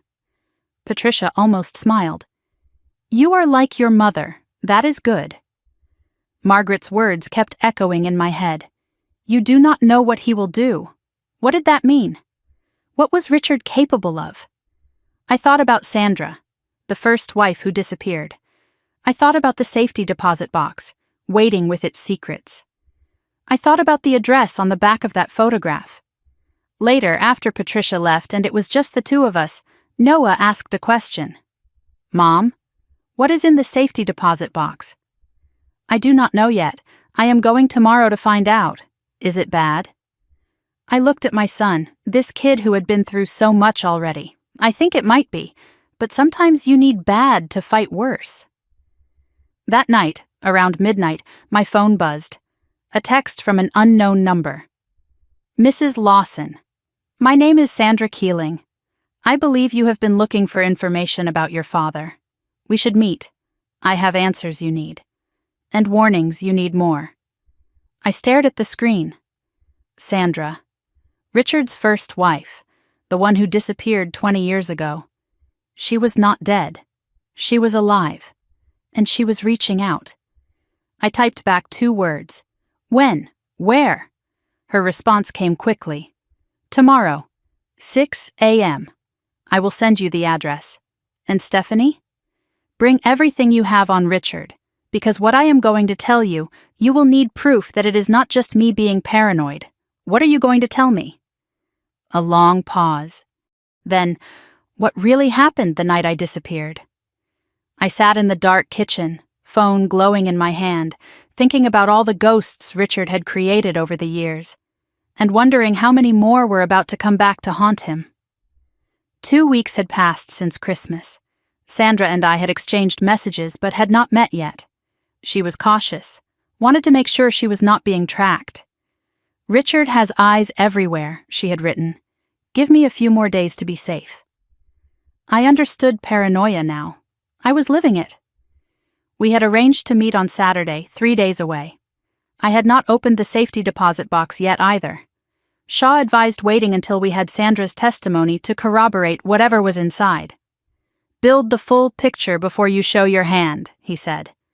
The brass key sat in my jewelry box, waiting. Winter break was over. Real life resumed. Noah stood at the door that morning, backpack on, looking smaller than usual.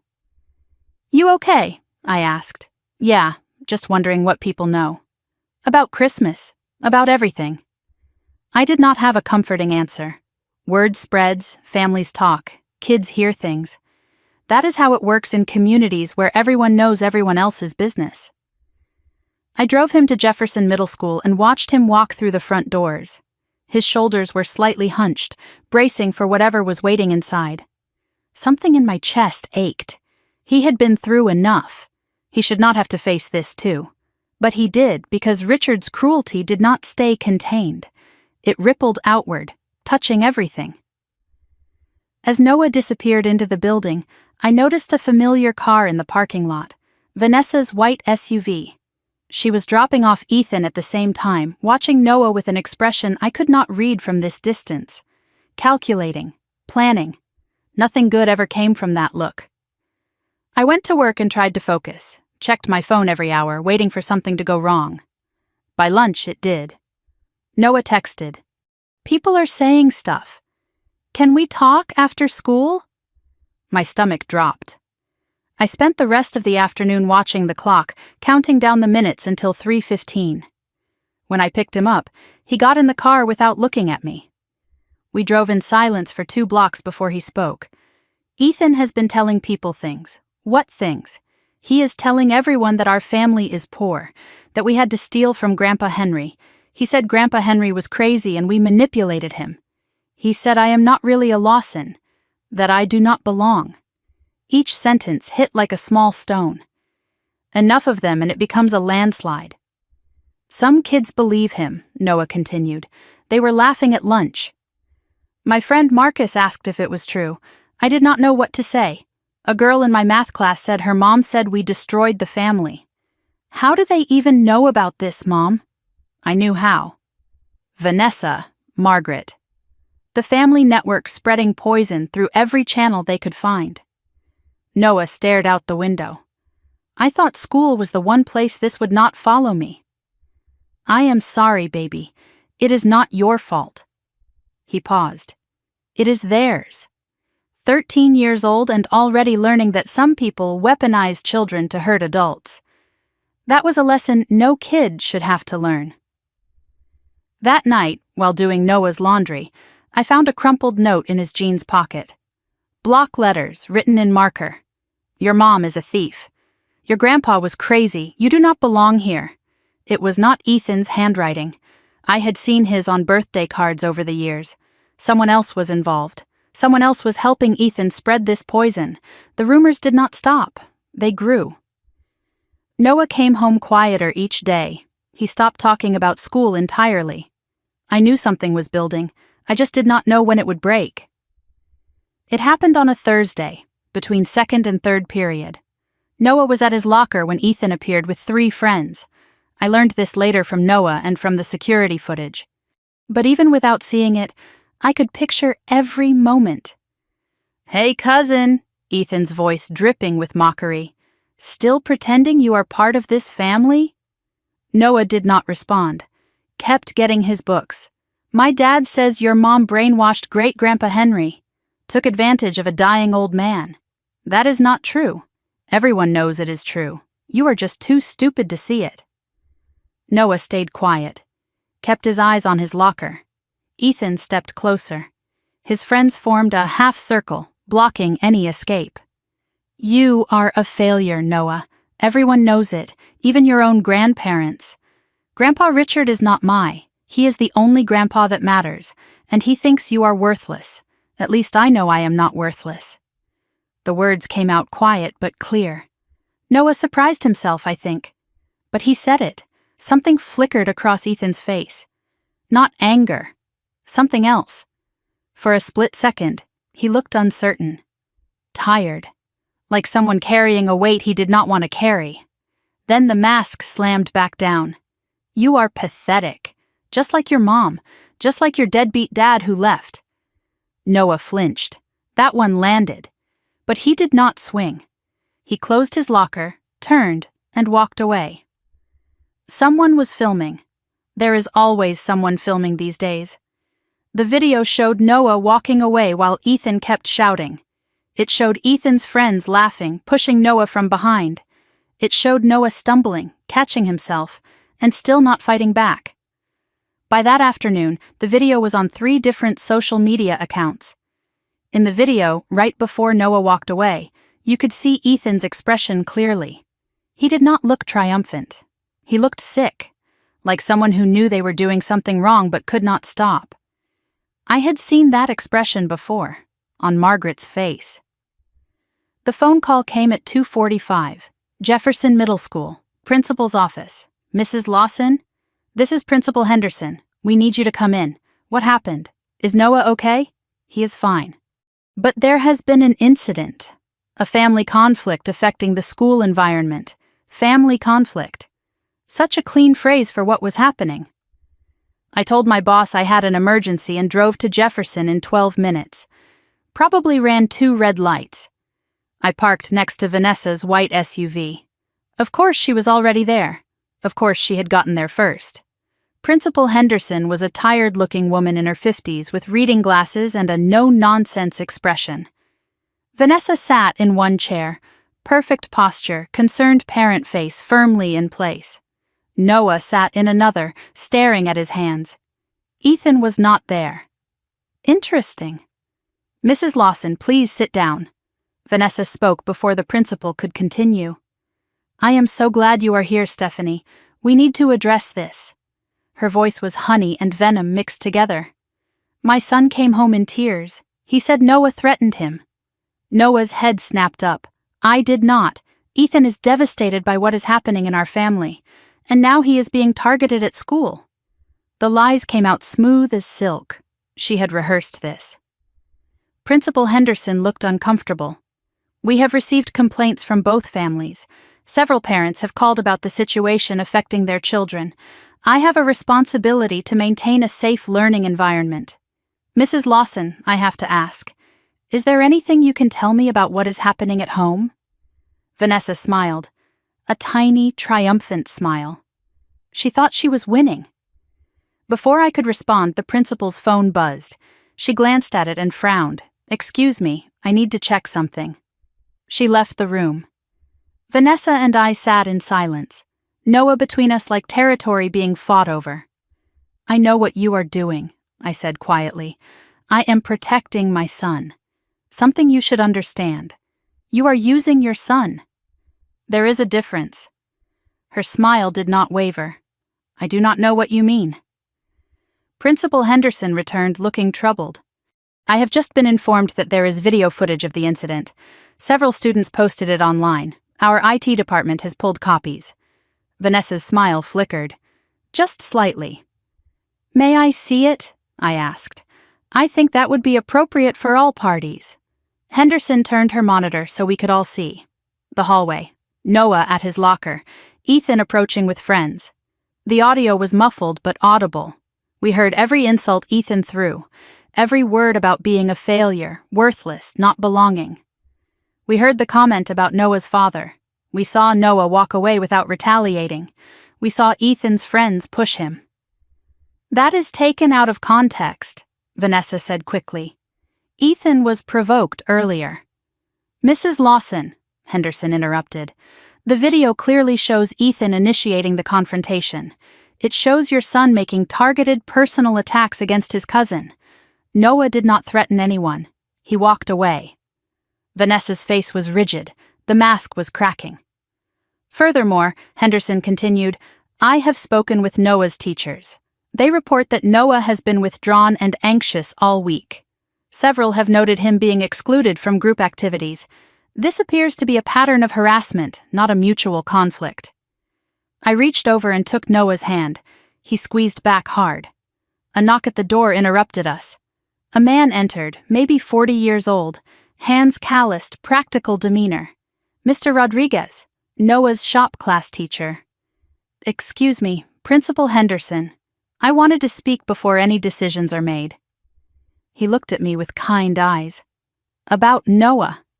There is something you should know about this kid." He turned to the principal. "I have had Noah in my shop class for 2 semesters. He is one of the most talented students I have ever taught. He fixed a bandsaw last month that our maintenance guy could not figure out. He helps other students without being asked, never brags, never shows off." Henderson nodded, listening. "I have also seen how some students treat him," Mr. Rodriguez continued. "The comments about being slow or dumb. Noah is not slow. He just thinks differently. His brain works in 3 dimensions. I have been teaching for 18 years. Kids like Noah, they are rare. Whatever is happening in his family, do not let it destroy what makes him special." Vanessa tried to deflect. "That is lovely, but it does not change the fact that there is a conflict." Mr. Rodriguez looked at her directly. "Ma'am, with respect, I watched that video. Your son called Noah a failure, worthless, and made fun of his absent father. Noah did not say a single cruel word back. He just left. If there is a problem here, I do not think it is Noah." Vanessa had no response.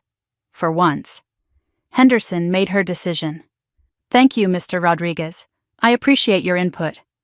Mrs. Lawson, Noah is not in any trouble. I want that to be clear.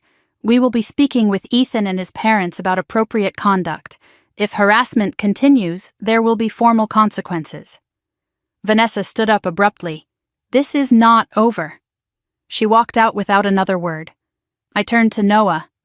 "You okay?" He nodded slowly. "Mr. Rodriguez said I was talented. He is right. You are. Grandpa Henry used to say that. He knew. He always knew." As we stood to leave, Henderson cleared her throat. "Mrs. Lawson, one more thing." She looked uncomfortable. "We received a request this morning to add names to Noah's authorized pickup list. My blood went cold. Richard and Margaret Lawson. They claim to be his grandparents. I need to see that request." Henderson handed me a form. Official letterhead. Richard's signature. Submitted through the online parent portal that morning. They had listed their relationship as grandparents and requested emergency pickup authorization. "Do not add them to any list," I said. "Under any circumstances. They are not authorized to contact Noah at school. They are not authorized to pick him up, visit him, or receive any information about him." Henderson nodded. I understand. I will make a note in his file. Make it very clear. This is not a family disagreement. This is a safety issue. Noah had gone pale. They were trying to take me from school. They were trying to get access to you, without me knowing. Why? Because they want to convince you to give up the trust, or use you against me. I would not, I know. But they do not care what you would or would not do. They only care about winning. We walked out together, past the trophy cases and team photos, past normal kids living normal lives. I wondered if Noah would ever feel normal again. At the car, he stopped. Mom, I think they are going to keep coming. I think so too. What do? We stay one step ahead. We protect each other, and we do not back down. That night, after Noah went to bed, I made 2 calls. The first to Shaw. They tried to add themselves to his school pickup list. We need to move faster. The second to Sandra Keeling. Saturday is not soon enough. Can we meet tomorrow? Her reply came quickly. Tomorrow, 6 a.m. I will send you the address. And Stephanie? Yes? Bring everything you have on Richard. Because what I am going to tell you, you will need proof that it is not just me being paranoid. What are you going to tell me? A long pause. Then, what really happened the night I disappeared? I sat in the dark kitchen, the same kitchen where Richard had screamed that Noah would never amount to anything, and I realized something. This was not just about a trust or money or family pride anymore. This was about stopping a man who had been destroying people for decades, and I was running out of time to figure out how. Sandra Keeling was already at the truck stop diner when I arrived at 6 a.m, 40 miles east of Columbus, the kind of place no one from our social circle would ever visit. She sat in a corner booth facing the door, hands wrapped around a coffee cup like it was keeping her anchored to the earth. She was mid-50s, sharp eyes, the posture of someone who had spent years looking over her shoulder. She looked nothing like I had expected, not broken, not fragile. She looked like a survivor, steel wrapped in ordinary. When she saw me, her eyes filled with something. Relief, maybe, or recognition. The look of someone who finally had a witness to their story. Mrs. Lawson? Stephanie, please, Sandra, though I have not used that name in 20 years. She slid a cup of coffee toward me. Drink. This is going to take a while. I met Richard when I was 22, she began. He was charming, successful, everything a young woman thinks she wants. We were married for 3 years. The first year was good. The second was tolerable. The third was hell. What happened? I found out who he really was.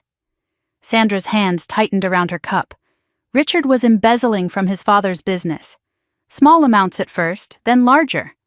I found the records by accident, confronted him. Biggest mistake of my life. He did not deny it. He just changed. Told me if I ever spoke about it, he would destroy me. Make sure no one believed anything I said. I was young, I was scared. I believed him. She reached into her bag and pulled out a faded manila envelope. I kept copies, all these years. Henry knew I had them. That is why he reached out to me before he died. My hands were cold as I took the envelope. What else happened? When Richard realized I had evidence, he got desperate. He started telling people I was unstable, having episodes, classic gaslighting before we had that word. His family believed him. Of course they did. Richard was the golden son. Even my own parents started doubting me. Sandra's voice dropped lower. One night he came home different, cold, calculated. He said he knew people who could make problems disappear. I asked if he was threatening me. He smiled. I am just explaining how the world works, Sandra. Some people matter, some people do not. I packed a bag that night and never went back. You did not disappear. You ran. Exactly. Changed my name, moved states, started over. Richard told everyone I had abandoned him, had a breakdown, vanished. He played the victim, the poor husband whose wife went crazy. Nobody asked questions. Nobody looked for me.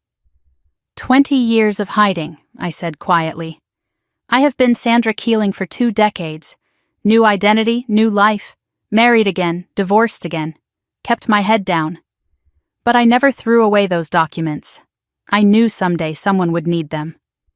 Henry found me 5 years ago, asked me to keep holding on, said the time would come. Sandra opened the manila envelope and spread the contents on the table. Financial records, bank statements, handwritten ledgers, evidence that Richard had stolen over $200,000 from his father's construction business in the 1990s. The company almost went bankrupt, Sandra explained. His father covered it up to protect the family name, but the records do not lie, and neither do I. One document caught my eye, a police report that had been filed and then withdrawn. What is this? Sandra's face darkened. The night before I left, Richard got physical. I went to the police. By morning, Richard's lawyer had convinced them I was hysterical. The report was buried. I stared at the document. Evidence of assault. Evidence of cover-up. Henry was always suspicious of Richard, Sandra continued, even when Margaret defended him. About 5 years ago, he hired a private investigator. Quiet, discreet. The investigator found me living in Kentucky, working as a bookkeeper. Henry called. We talked for 3 hours. What did he want?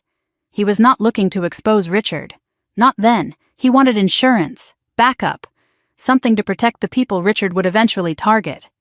He said there was a boy, his great-grandson, who reminded him of himself. A boy Richard had already started dismissing, already started calling a failure. Henry wanted to make sure that boy had armor when the time came. That is why he created the trust. And that is why he asked me to hold these documents. If Richard ever went too far, if he ever tried to destroy someone the way he tried to destroy me, I was supposed to come forward. Henry said you would reach out when you were ready. He said you were the only one in that family with enough spine to use what I had. There is more in that safety deposit box Henry left you, Sandra added. Copies of some of these documents, but also things I do not have. Things only Henry knew about. What things? I do not know exactly. But Henry mentioned something once. Richard is not just a thief, he said. He is worse. And someday the proof will matter. Sandra gathered her things, preparing to leave. Stephanie, I need you to understand something. Richard has spent 30 years building his image, his reputation, his power. He will do anything to protect it. Anything. When I ran, I was alone. Nobody believed me. You have something I did not. You have proof. You have allies. You have a chance. Do not waste it. She paused at the edge of the booth. One more thing. Henry mentioned a woman, Helen Rourke. Said she and Richard went back decades. My blood chilled. She is his lawyer now. She is not just his lawyer, Stephanie. She is his fixer. And if he is using her, it means he is done pretending to play by the rules. Sandra left. I sat alone with the manila envelope, my mind racing. Richard was not just cruel, he was criminal, and I had proof. But proof only mattered if I used it right. Timing was everything. My phone rang as I pulled into my driveway. Derek. I almost did not answer, but something told me to hear him out. Stephanie, do not hang up, please. I am listening. Mom and Dad want to meet. Talk this out. No lawyers, no drama. That sounds like a trap. A pause. It is not. I promise. Look, I know things have gotten out of control. What happened at Christmas, what has been happening since, it is not good for anyone. Ethan is struggling. Noah is struggling. The whole family is falling apart. Mom and Dad just want to find a solution, something everyone can live with. Why should I believe that? Because I am asking you to trust me. Just this once. I did not trust Derek, but I wanted to see what they were planning. Fine, I will meet, but not at their house. Where then? A restaurant? Public? My choice. That is reasonable. When?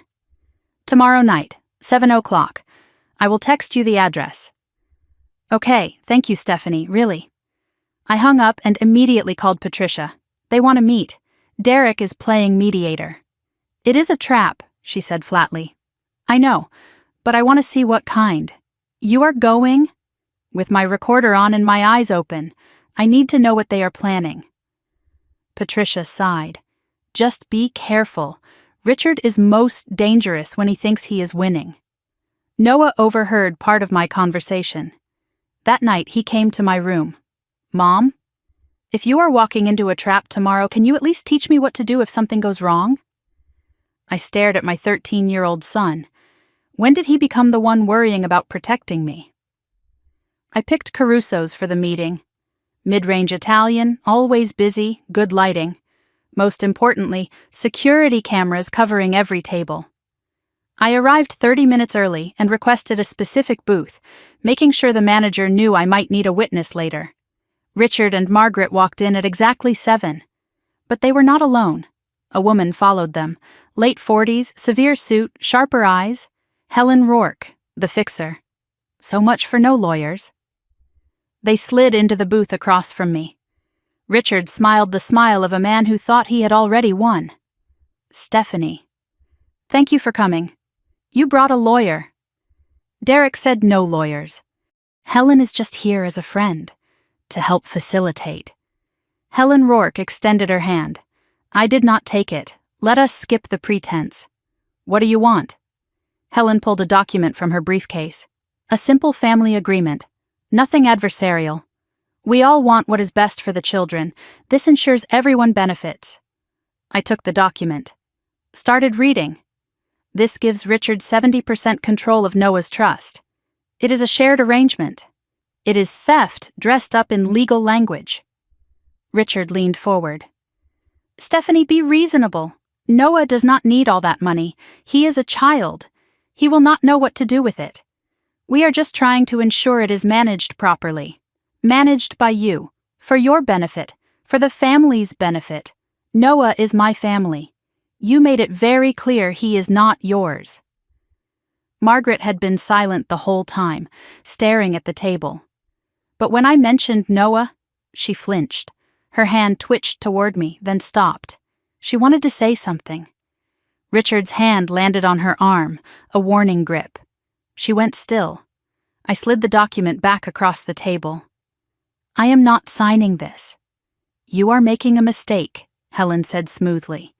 The only mistake I made was coming here thinking you might actually want peace.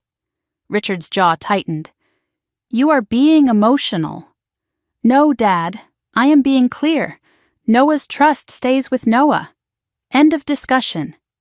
Richard's composure cracked. You ungrateful. He caught himself, looked around at the other diners, lowered his voice to a hiss. I built this family. Everything we have, I made it. You stole from your own father's business. Made nothing. Silence. Richard's face went white. How do you... I know a lot of things now, Dad. Things you thought were buried. Helen intervened, placing a hand on Richard's arm. Perhaps we should table this conversation for another time. There will not be another time. We are done here. I stood up. Richard grabbed my wrist. Sit down. We are not finished. Let go of me. Now. He held on for 3 seconds.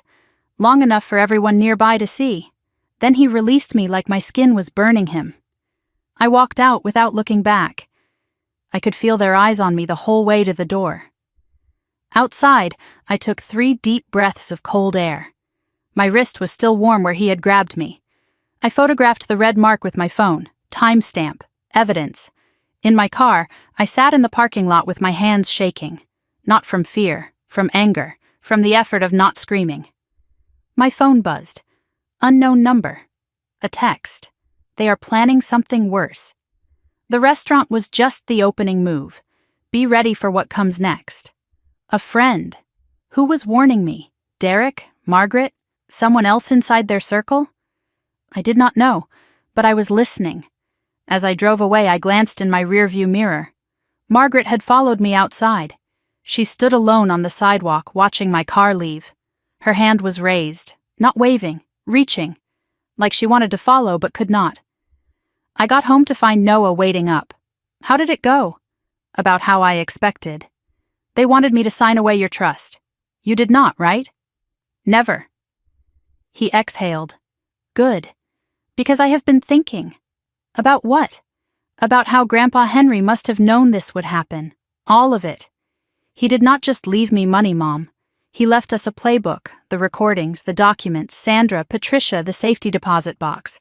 He knew exactly what Grandpa Richard would do. And he prepared for every move. I stared at my son. This kid who everyone called slow. When did you figure all that out? I had time to think, while everyone was underestimating me. He smiled. It was the first real smile I had seen in weeks. That night, around midnight, my phone rang. Shaw's number. Why was he calling so late? Stephanie. I just got a call from a contact at family court. Family court? Richard filed an emergency motion this afternoon. My blood went cold. What kind of motion? A petition for psychological evaluation. Of you, he is claiming you are mentally unfit to manage Noah's trust, and possibly to care for Noah at all. On what grounds? He is citing erratic behavior, paranoid accusations, and alienation of family relationships. Helen Rourke drafted it. The hearing is scheduled for next week. I could not breathe. This was what Patricia warned about, what Sandra experienced. Richard did not just fight, he destroyed, and he was coming for me now. Stephanie, are you there? I am here. We have time to respond. We have evidence. We have witnesses. But I will not lie to you. This is the nuclear option. He is trying to take everything. Noah too? A pause. If you are declared unfit, custody becomes a question. I sat in the dark, phone pressed to my ear, thinking about a man who had spent 30 years destroying people who stood in his way. He had made Sandra disappear, taken Patricia's daughter, silenced anyone who threatened his image. Now it was my turn. But Richard had made one mistake. He thought I was like the others, alone, unsupported, easy to break. He was wrong. Henry had spent years building me an arsenal, and tomorrow I was going to start using it. I sat at the kitchen table as the sun came up, reading the motion Shaw had emailed over. Legal language that boiled down to one thing. Richard was trying to take my son. Erratic behavior, paranoid accusations, alienation of family relationships. Every word was a knife disguised as concern. He had taken Patricia's daughter this way. He had made Sandra disappear. I was next. Noah came downstairs earlier than usual, still in pajamas. He looked at me and knew immediately. You did not sleep. No. Is it bad? I looked at my son. This kid who deserved a childhood, not a war. Your grandfather is trying to convince a judge that I am not fit to be your mom. His face went pale, then hard. That is a lie. I know. But lies only need to sound true to do damage. What do we do? We fight. With everything Grandpa Henry left us. The safety deposit box? It is time. I called Shaw first. I am going to the bank today. Meet me there. Then Patricia. Richard filed for a psych evaluation. He is going for custody. Her voice went cold. I will be there in an hour. We need to talk strategy. Then Sandra. He is making his move. I need you to be ready to testify. I have been ready for 20 years, she said. Just tell me when. As I hung up with Sandra, a text came through from an unknown number, different from the one that had warned me at the restaurant. The evaluation will not be fair. Richard has connections at the clinic. Be careful who you trust. First National Bank of Columbus was downtown, old brick and brass fixtures. Shaw was waiting in the lobby when I arrived, briefcase in hand. Patricia came moments later, face tight with purpose. 3 people united against one man's decades of destruction. The clerk led us to a private room. Box 1247 sat on the table like a coffin full of secrets. I opened it with shaking hands. Inside was a thick envelope marked Insurance. A smaller envelope marked Sandra Original. A USB drive, different from the one in Henry's toolbox. And at the bottom, a single photograph that made Patricia gasp. Richard, younger, maybe 30 years old, standing next to a building, the same industrial building from Henry's other photos. But this photo showed what the others did not. A woman's hand visible at the edge of the frame, reaching, desperate, On the back, Henry's writing. March 1997, the night before Sandra ran. He thought no one saw. "Oh, God," Patricia whispered. Henry knew. Knew what? The night Sandra left, there was an incident. Richard said she attacked him, that he defended himself. But this photo shows the opposite. He was the aggressor, and someone was watching. I stared at the image. This was not just evidence of cruelty. This was evidence of violence. Shaw opened the envelope marked insurance. Inside were medical records. Sandra's medical records from the night she disappeared. Emergency room admission. Injuries consistent with assault.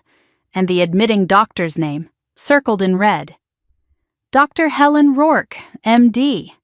Helen Rourke was a doctor? Shaw nodded slowly. Before she was a lawyer. She switched careers in the late 90s. Right after this, Patricia said, pointing at the medical records. She treated Sandra, documented the injuries, then buried the report. How do you bury a medical report? You lose it, misfile it, claim it was never official. But Henry had a copy. Shaw explained how Henry got it. A hospital clerk who remembered Sandra's case. A filing error that preserved one copy. Henry had gathered pieces for decades, never enough to use. Until now, until Richard went too far. Until Christmas. Patricia laid it out. Helen Rourke has been Richard's fixer since the beginning. She buried Sandra's medical evidence, probably helped with the embezzlement cover-up, and now she is his lawyer, filing motions to have you declared unfit. It is the same playbook, the same people, for 30 years. But now we have proof, Shaw said. Documented, dated, undeniable proof. I picked up the USB drive from the safety deposit box. What is on this? Shaw took it carefully. Let us find out. He pulled out a small laptop and inserted the drive. 3 files, video files this time, not just audio. The first showed Richard at a business meeting, signing documents that looked official. The second showed Richard and Helen Rourke in what looked like a hospital hallway, arguing in whispers.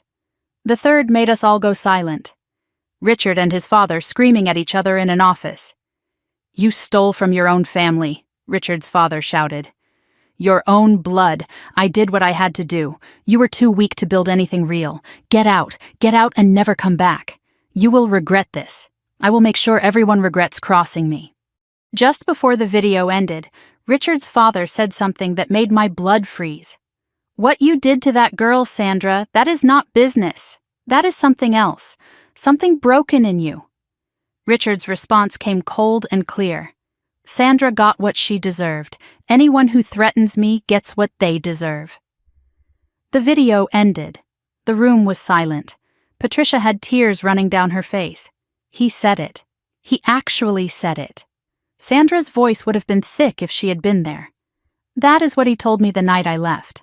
Almost word for word. "Stephanie," Shaw said quietly, "if this goes public, Richard is finished. Not just legally, professionally, socially, everything he has built. He will be the villain in every story for the rest of his life."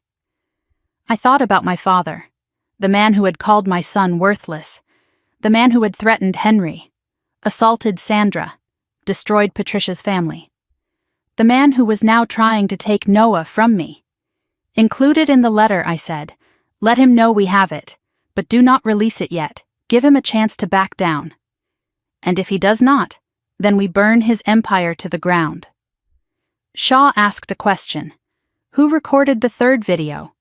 It was not Henry. This was 15 years ago in an office. We all looked at the video metadata. The file name gave us the answer. HR Insurance 2009.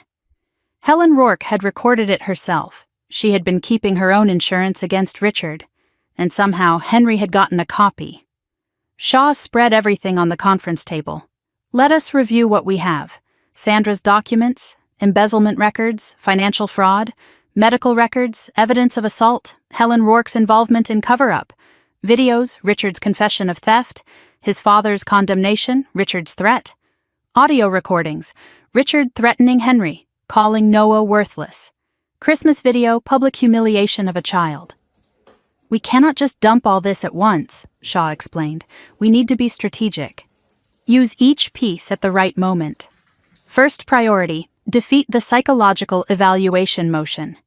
If we can show Richard's pattern of using false mental health claims, Sandra's case, Patricia's case, now yours, the judge will see he is weaponizing the system. Sandra is ready to testify, I confirmed. So am I, Patricia added. About Emily, about everything. What about Derek? Shaw asked. He has been quiet through all this. I do not trust him, I said. Neither do I, Patricia agreed. But he might be useful. He knows things. Things he has not told anyone yet. Shaw leaned back. I have to warn you both. Once we use this evidence, there is no going back. Richard will fight with everything he has. Helen Rourke will dig into your lives. They will look for anything to discredit you. I have nothing to hide. Neither do I. Not anymore. Then let us end this. I showed them the texts I had received. The restaurant warning. The clinic warning. Someone inside their circle is feeding you information, Shaw observed. Do you know who? I have a guess, Patricia said quietly. But I could be wrong. Who? She hesitated. Margaret. The room went silent. Think about it, Patricia continued. She has been under Richard's control for 35 years. She has seen everything. And lately, the way she has been acting, like she wants to say something but cannot. I remembered Margaret on the sidewalk, reaching toward my car. Margaret flinching when Richard grabbed her arm. Margaret whispering, I told you at the Christmas party. As we left the bank, my phone rang. Derek, Stephanie, do not hang up. Give me one reason not to, because I am not calling for Dad. I am calling despite him, something in his voice. Cracked, tired, real. I am listening. I need to see you, alone. Without Vanessa, without our parents. Why? Because I need to tell you something about Ethan. What about him? A long pause. He is not okay, Stephanie. He has not been okay for a long time. And I think we have been hurting him, all of us, the whole family, by making him the golden child. Is this another trap? Like the restaurant? No, I swear, no lawyers, no documents, no agenda. Just me and you, brother and sister. The way we used to be before. Before what? Before I let Dad turn me into him. The words hung in the air. I had never heard Derek talk like this. Tomorrow, the park by the library. 3:00, thank you. I know I do not deserve. You are right, you do not. But I will be there anyway. That night, I told Patricia about Derek's call. She was quiet for a long moment. Richard is losing control. When that happens, people start jumping ship. You think Derek is jumping? I think Derek is drowning. And drowning people will grab onto anything or anyone to survive. Over dinner, I decided Noah deserved the full picture. The hearing is in 5 days. The one where Grandpa Richard tries to say, "You are crazy?" That is the one. You are not crazy, I know. But I need you to know what might happen. The judge might order an evaluation anyway. It is standard. If that happens, a psychologist will talk to me, maybe to you too. They will ask questions about our life, our home, our relationship. Will they ask about the Christmas party? Probably. Good. Then they will see what really happened. Mom, I am not scared of talking to someone. I know what the truth is. I know who you are. Whatever Grandpa Richard says, whatever his lawyer says, it does not change reality. You are a good mom. The best mom. I had to look away so he would not see my eyes water. When did you get so wise? I had a good teacher. 2, actually. You and Grandpa Henry. Noah, I need you to promise me something. Whatever happens in the next few weeks, whatever you hear or see or read about our family, remember that none of this is your fault. You did not cause this. You cannot fix it. Your only job is to be a kid. Can you do that for me? He smiled. That rare, real smile. I can try. After Noah went to bed, I found him sitting on his floor with Henry's toolbox open. He was holding the old Zenith radio, the one he and Henry had fixed together.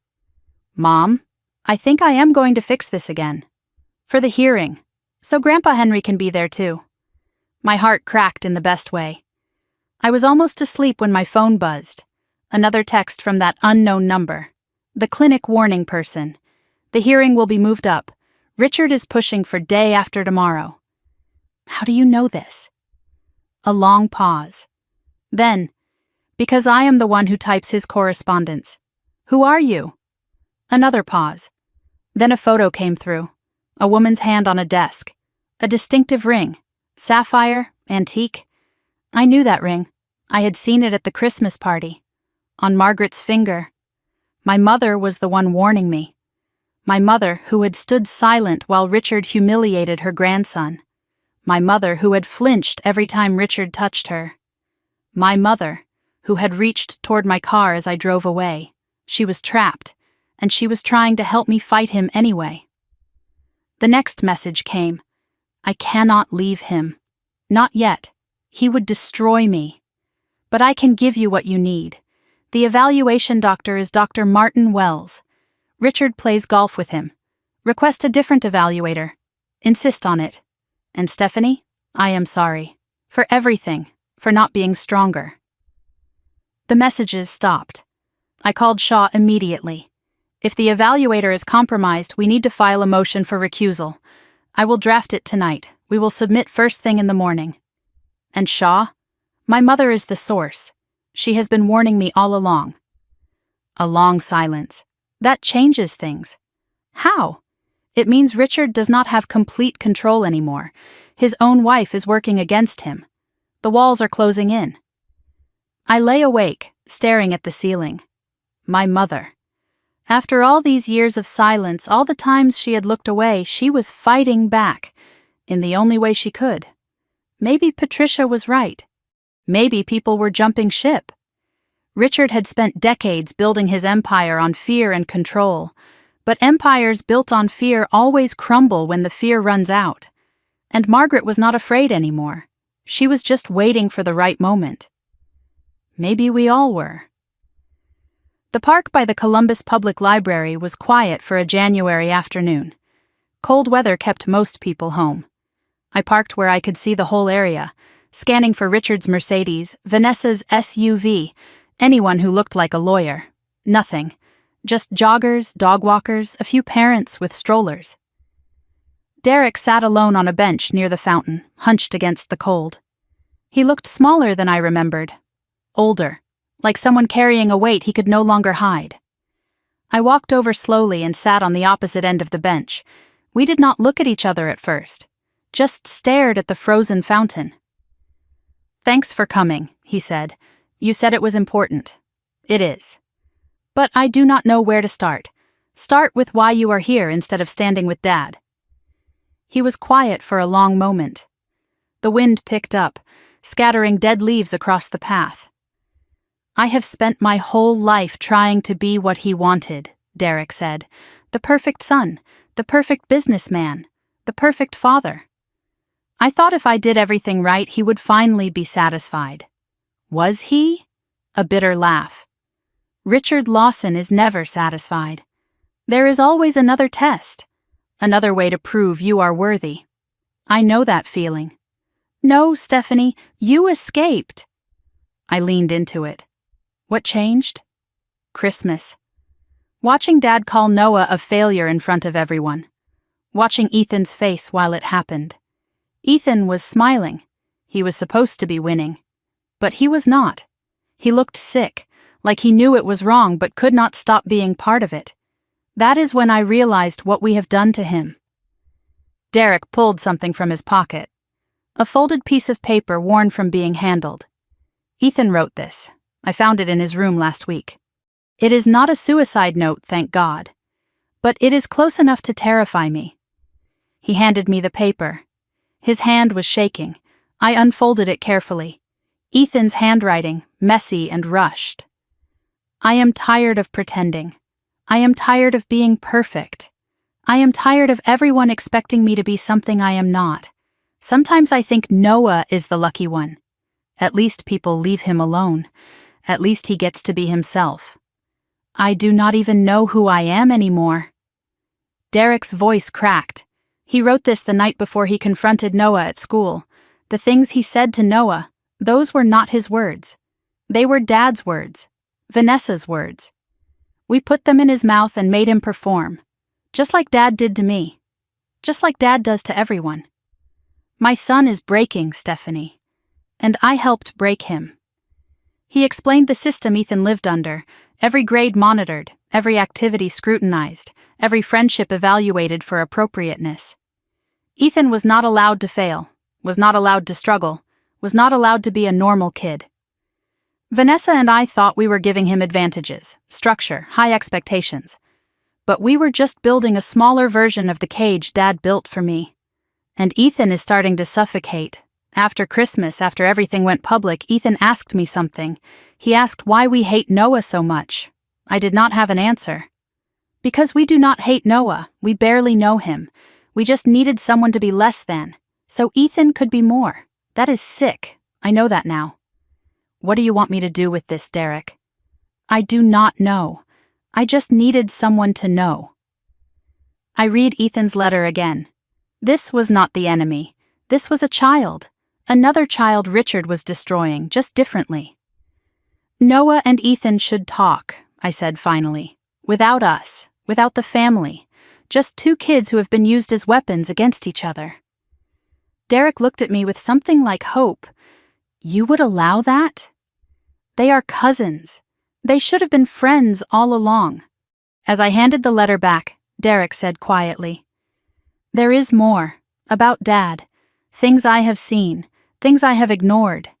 He looked around nervously. Not here. It is not safe. But soon. He stood up. Thank you, Stephanie, for being the person I should have been. After Derek left, I drove straight to Shaw's office. Patricia was already there. Sandra joined by video call from Kentucky. The War Council was assembled. Shaw spread documents across his conference table. Richard filed for the expedited hearing, he said. Thanks to Margaret's warning, we got the evaluator changed. Dr. Rebecca Torres. Independent, no connection to Richard. But that just buys us time. We need to go on offense. How? We send Richard a message he cannot ignore.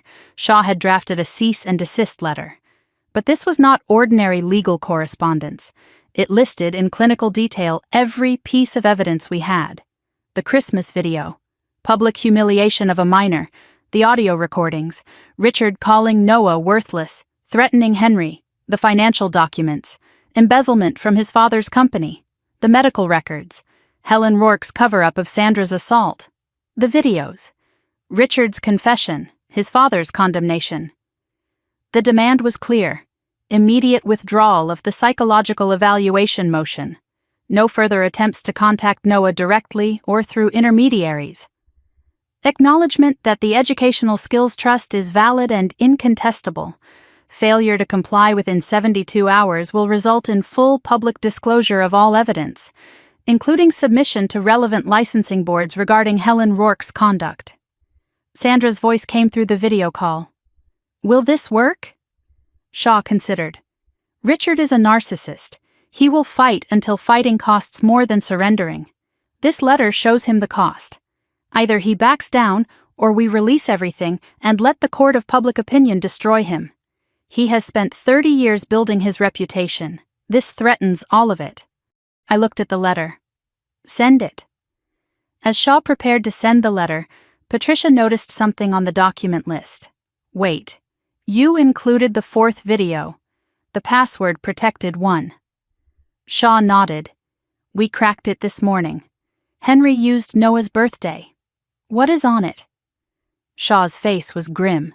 Something Richard definitely does not want anyone to see. Shaw turned his laptop so we could all see. The video was dated 15 years ago. Richard sat in what looked like a bar, clearly drunk. Across from him, a younger Helen Rourke.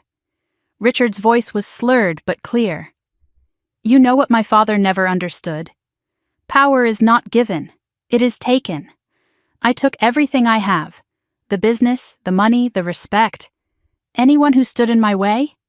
I removed them. Helen leaned forward on the screen. Like Sandra? Richard laughed, a cruel, empty laugh. Sandra was a lesson. To anyone who thinks they can threaten me, she is gone, and nobody asks questions anymore. Helen's voice came again. And if someone asks questions now? Richard smiled. The smile I had seen 1,000 times, but now I knew what it meant. Then they disappear too. Not physically. That is messy. But socially, professionally, financially? I can make anyone disappear in the ways that matter. I have done it before. I will do it again. That is what family is for. Protecting the ones who deserve protection. And eliminating the ones who do not. The video ended. The room was silent. Patricia had tears running down her face. He said it. He actually said it. Sandra's voice through the call was thick. That is what he told me the night I left, almost word for word. If this goes public, Richard is finished, Shaw said quietly. Not just legally, professionally, socially. Everything he has built. He will be the villain in every story for the rest of his life. Include it in the letter, I said. Let him know we have it. But do not release it yet. Give him a chance to back down. And if he does not? Then we burn his empire to the ground. We sent the letter by email and certified mail at 4 p.m. The email had read receipts. Richard opened it at 4:17. Then silence. 5 o'clock. 6 o'clock. 7 o'clock. Nothing. At 8:43 my phone rang. Richard. I put it on speaker. Shaw and Patricia listening. Stephanie. His voice was different. Careful, controlled. Richard. I received your correspondence. And? Silence. Then. Where did you get those materials? That is not the question, Dad. The question is, are you going to withdraw the motion? We can discuss. There is nothing to discuss. Withdraw the motion. Leave Noah alone. Acknowledge the trust, or everything goes public. Another silence. Longer this time. You are making a mistake. I have heard that before, usually from people who are losing. Stephanie, listen to me. Whatever Henry told you, whatever those women have said, those women have names. Sandra, Patricia, your sister, your ex-wife, people you tried to destroy, people who survived you. They are liars. All of them. They are bitter and they are lying. Then you will not mind if a judge sees the evidence. His breathing got heavier. You do not understand what you are doing. I understand perfectly. I am protecting my son, the way you should have. For the first time in my life, I heard my father scared. Not angry, not controlling, scared. What do you want, Stephanie? I told you. The motion withdrawn. Noah left alone. The trust acknowledged. 72 hours. And if I do that, the evidence stays private? As long as you stay away from my family? Yes. And if you ever come at us again? No. Silence. I need to think. You have 72 hours. Use them wisely. I hung up. Shaw looked at me with something like admiration. Henry was right about you. What did he say? That you were the only one with enough spine to stand up to Richard. And enough heart to do it right. I did not feel strong. I felt exhausted. But I also felt something else. Momentum. The tide was turning. While we waited for Richard's decision, the Christmas video did its own work. Aunt Caroline had shared it with her church group. Someone in that group had shared it on Facebook. By now it had been seen by hundreds of people in the Columbus area. Patricia showed me some of the reactions. I cannot believe a grandfather would say that about his own grandchild. That poor boy. Did you see his face when they announced the inheritance? Richard Lawson? The one who sponsors the charity golf tournament? This is him? I am never doing business with that family again. The court of public opinion was delivering its verdict. Extended relatives started choosing sides. Uncle Franklin publicly posted his support for me and Noah. A cousin I barely knew sent a message. I always knew something was wrong with that family. I am sorry I did not say something sooner. Others stayed silent, which was its own statement. Richard's carefully constructed image was cracking, piece by piece. The tipping point came when a local news blog picked up the story. Columbus business leader's family video sparks online outrage. The article was careful. No accusations, just questions being raised. But it linked to the video. And the video spoke for itself. A child being called a failure. In front of 50 people, by his own grandfather. No amount of spin could make that look good. That night, another text from Margaret. He is panicking. Has not slept. Screamed at the wall for an hour. Helen Rourke came over. They fought. I think she is going to drop him. If she does, he has got nothing left. Richard's fixer, abandoning him. The walls were closing in. The final message from Margaret. He keeps saying your name. Over and over. Stephanie, Stephanie, Stephanie. Like he cannot believe you fought back, I typed back. Tell him I am just getting started. Then I put down the phone and smiled. For the first time in weeks, it did not feel forced. 2 days since the letter. 1 day left on the deadline. Richard had not officially responded. But he had not attacked either. Shaw said that was a good sign. He is calculating. Trying to find a way out that saves face. There is not one, I said. He will figure that out eventually. That evening, Noah asked me something unexpected. Mom, what happens to Ethan after all this? What do you mean? I mean, if Grandpa Richard loses, Ethan loses too, right? The money was never really about Ethan, I know. But he is still a kid. He is still my cousin. He said horrible things to me. But someone told him to say them. That does not make it okay, but it makes it complicated. I have been thinking about Grandpa Henry. He did not just protect me, he tried to protect everyone, even Aunt Patricia, even Sandra. Maybe we should try to protect Ethan too, even if his dad is on the wrong side. I looked at my son, this kid who had every right to be bitter. When did you become so wise? I had time to think, while everyone was underestimating me. As if on cue, my phone rang. Derek, Stephanie, I need your help. What is wrong? It is Ethan. He found out about the letter, about the evidence. He is scared. He thinks everything is falling apart. He will not talk to me. He will not talk to Vanessa. But he asked if he could talk to Noah. I looked at my son. He had heard. He nodded. Tomorrow, I said. They can meet tomorrow. After I hung up, Noah was quiet for a moment. Mom, I think Ethan and I are the only ones who can end this. What do you mean? The grown-ups started this war, but we are the ones it is really about. Maybe if we can figure out how to be okay with each other, the rest of it will not matter so much. I did not know if he was right, but I knew he was brave enough to try.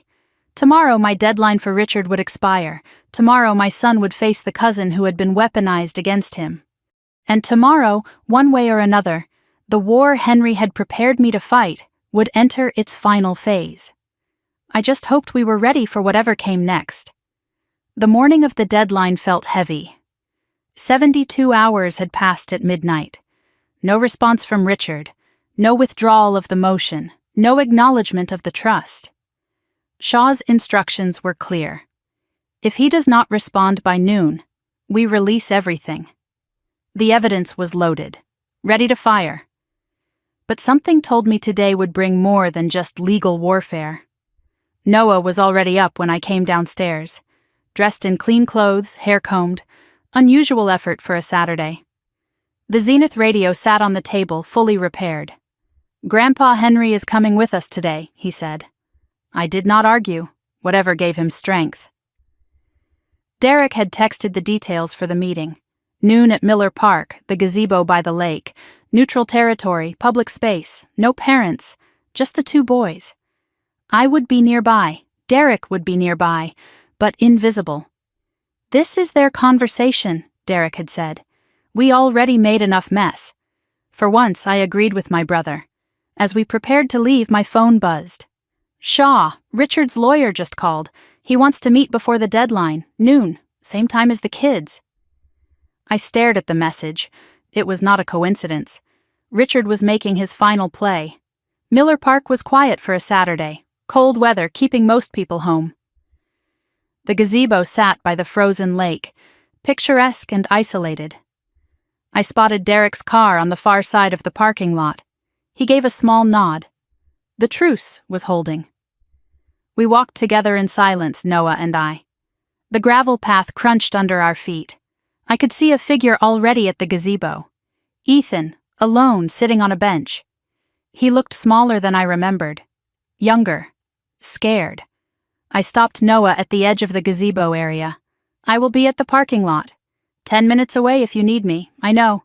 You do not have to forgive him. You do not have to be friends. You just have to be honest. Both of you. Noah nodded. Then he surprised me with a hug. Brief, fierce. Thanks, Mom, for trusting me to do this.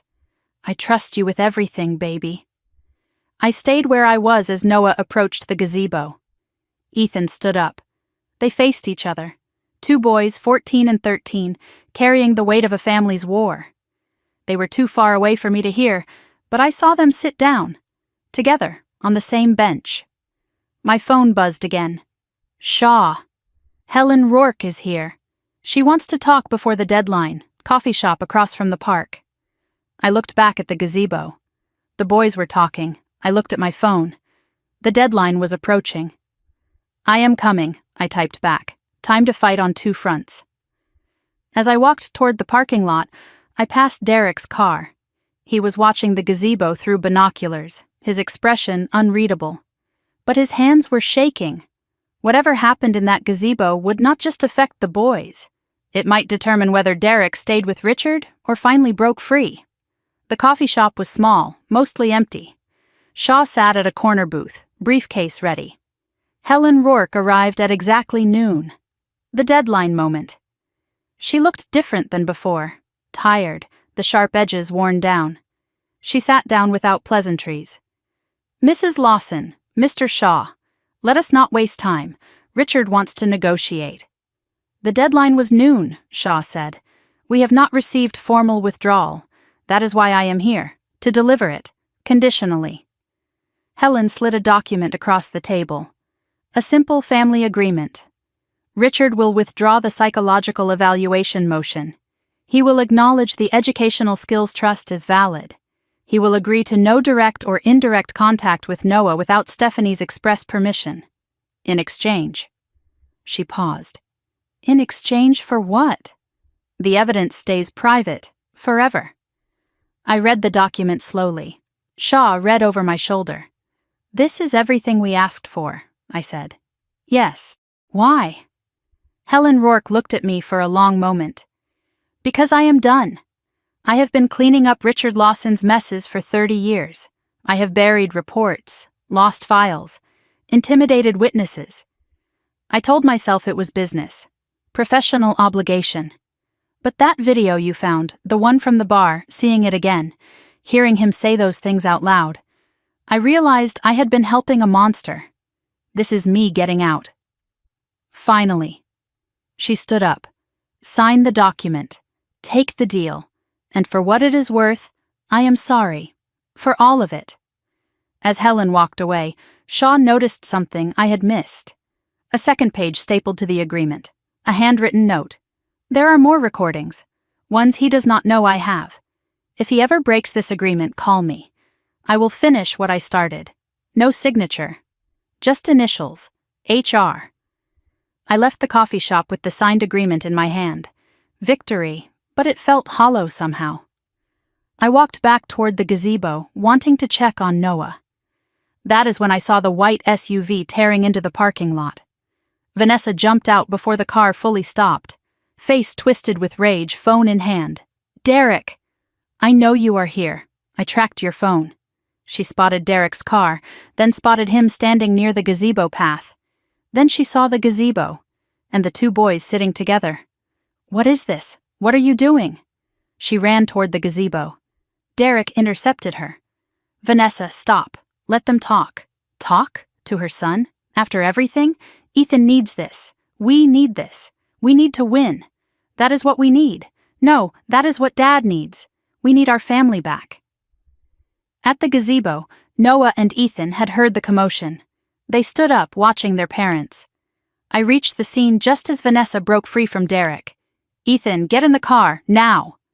Ethan did not move. Ethan, I said now. No, Mom. The word hung in the air. Simple. Devastating. I am tired, Mom. Tired of pretending, tired of being perfect, tired of hurting people because it is what Grandpa wants. Noah is not my enemy. He is my cousin. He is family, the only one in this family who actually talked to me like I am a person. Vanessa's face cycled through shock, anger, hurt. Ethan, you do not understand. I understand everything. I have understood for years. I just was not brave enough to say it. The sound of another car. We all turned. A black Mercedes pulling into the parking lot. Richard behind the wheel. Margaret in the passenger seat. They had tracked Vanessa. And now the whole family was here, in the same place, with nowhere to hide. Richard walked toward us like he owned the park, that confident stride, that controlled expression. But something was different. His eyes kept darting, calculating. He did not know about Helen's deal yet. He did not know he had already lost. Ethan, come here. The command voice, the one that had controlled this family for decades. Ethan flinched, but he did not move. Grandpa, I do not want to. I am not asking what you want. I am telling you what to do. That is the problem. Richard looked around at the assembled family. Derek standing with Vanessa, but clearly not on the same side. Margaret hovering by the car, watching. Me with the signed agreement in my pocket. Noah standing next to Ethan like they had made some silent pact. This is what you wanted, Stephanie? To turn my own family against me? They turned themselves, Dad. All I did was stop pretending. Noah stepped forward. Grandpa Richard? Everyone turned. Ethan told me about the pressure, the expectations, the fear. You did that to him, just like you did it to my mom, to Aunt Patricia, to everyone. You think you are building a family, but you are just building people who are afraid of you. That is not legacy. That is just sad. Richard's face went purple. You dare. Yeah, I dare. Because someone has to. In the silence that followed, Margaret walked forward. Everyone watched, uncertain. She passed Richard without looking at him, walked straight to Noah, and pulled him into a hug. I am sorry, she whispered. I should have said that years ago. I am so sorry. Richard stared at his wife like she had just stabbed him. Margaret, what are you doing? She turned to face him. Something I should have done 30 years ago. Choosing someone else over you. Richard's control finally cracked, his face contorted. He lunged toward Margaret, toward Noah. Derek and I both moved at the same time. But Ethan got there first. He stepped between his grandfather and his cousin. Do not touch him. The words came out low and steady, the voice of someone who had finally found his line. Richard stood alone, his wife behind Noah, his son beside Derek, his grandson blocking his path. The only one who came to stand with him was Vanessa, but even she looked uncertain, outnumbered, outmaneuvered. I pulled the document from my pocket. It is over, Dad. Your lawyer dropped you. She signed the agreement. You withdrew the motion, acknowledged the trust, agreed to stay away. Helen Rourke is done protecting you, and everyone here just saw who you really are. For a moment I thought he might explode. Instead, he deflated. The posture sagged, the face went slack. He looked old, fragile, almost human. You do not understand, he said quietly. Everything I did was for this family. No, Dad, everything you did was for yourself. The family was just your excuse. Richard looked around one more time. At Margaret, who would not meet his eyes. At Derek, who was holding Ethan. At me, with the proof of his surrender in my hands. At Noah, who had started all of this by simply existing. This is not finished, he said. Yes, it is. He walked back to his car, got in, drove away. Vanessa hesitated, then followed in her SUV. The park was quiet again. Margaret still had her arm around Noah. Derek stood with Ethan, both of them crying quietly. I looked at this broken, bleeding family and felt something I did not expect. Not triumph, not revenge, hope. Noah caught my eye. Is it over? Almost. There is still one more thing. What? We have to figure out how to be a family again. Not his version. Ours. Later, Noah told me what had happened in the gazebo. What he and Ethan had said to each other when no one was listening. When I sat down, Ethan would not look at me, Noah said. He just stared at the frozen lake like it was the most interesting thing in the world. So I waited. Grandpa Henry always said the best conversations start with silence. Finally, Ethan said, "I am sorry." Just like that. No excuses, no explanations. I said, "For what?"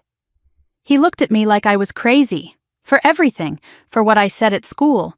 For what they said about you at Christmas. For being the reason they treat you like garbage. I told him, "You are not the reason." He said, "Then why do they do it?" I thought about that for a while. Then I said, "Because they need someone to be the failure so you can be the success. You are the trophy. I am the warning. Neither of us gets to be a person." Ethan started crying then. Not loud, just leaking. He said, "I do not want to be the trophy." I said, "I know. I could see it at Christmas. When they called my name. You did not look happy. You looked sick." Then Ethan told me things I did not expect. About how he has panic attacks before every test. How he cannot sleep before competitions. How his mom checks his grades every single night and lectures him if anything drops below 95. How Grandpa Richard calls him the hope of the family like it is a title he has to earn every day. He said, "Sometimes I wish I could just stop. Stop trying, stop pretending, just be normal, like you." I told him normal is not what they call me. He laughed. First real laugh I had ever heard from him. "Yeah, they call you worse things. But at least you do not have to carry anything. You are free, Noah. I am not." Noah paused in his retelling. "That is when I understood, Mom. Ethan is not my enemy. He is another prisoner. We are both in cages, just different kinds. His is golden, mine is invisible. But neither of us can get out unless we help each other." He looked at me with those serious eyes. "Ethan told me something else, something about Grandpa Richard. He said my dad is scared of him too. Everyone is. But nobody talks about why. I think Ethan knows more than he has told anyone, even his parents. Tomorrow there would be a hearing, documents to sign, legal formalities to complete. But the real battle had been won here, in a park, by a 13-year-old boy who refused to hate his cousin, and a 14-year-old boy who finally found the courage to say no. Henry had prepared me to fight a war. Instead, these two kids had found a way to end one. Maybe that was the real legacy he had wanted all along. The courtroom smelled like old wood and older decisions. Family Court, Columbus, Ohio, 3 days after the park confrontation. Shaw sat beside me, briefcase full of evidence we no longer needed to use.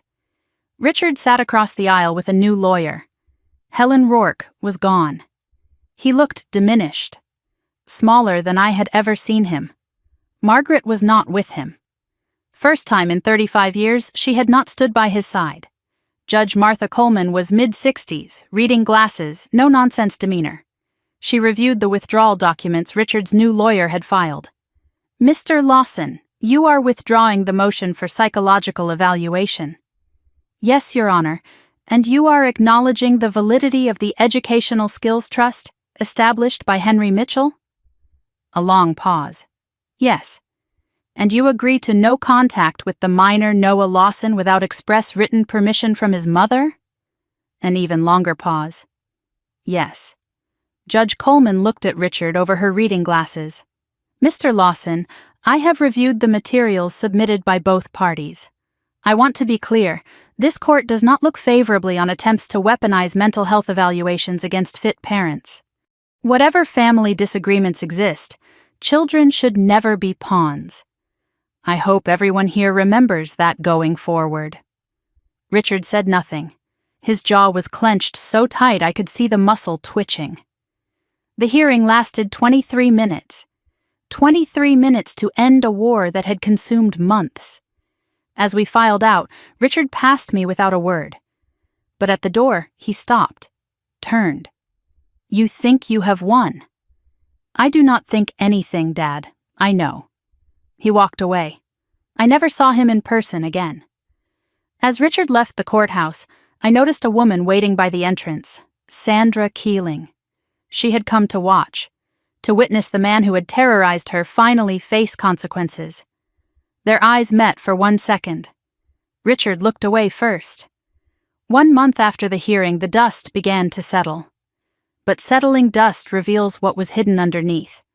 And what we found was both devastating and liberating. Richard's fall was swift and complete. The Christmas video had done its work. His business partnerships dissolved. No one wanted to associate with him anymore. The charity board he had chaired for 15 years asked for his resignation. The country club membership he had treasured was quietly revoked. He became what he had always feared most: invisible. Margaret filed for separation 2 weeks after the hearing. She moved into a small apartment downtown, the first home she had chosen for herself in 35 years.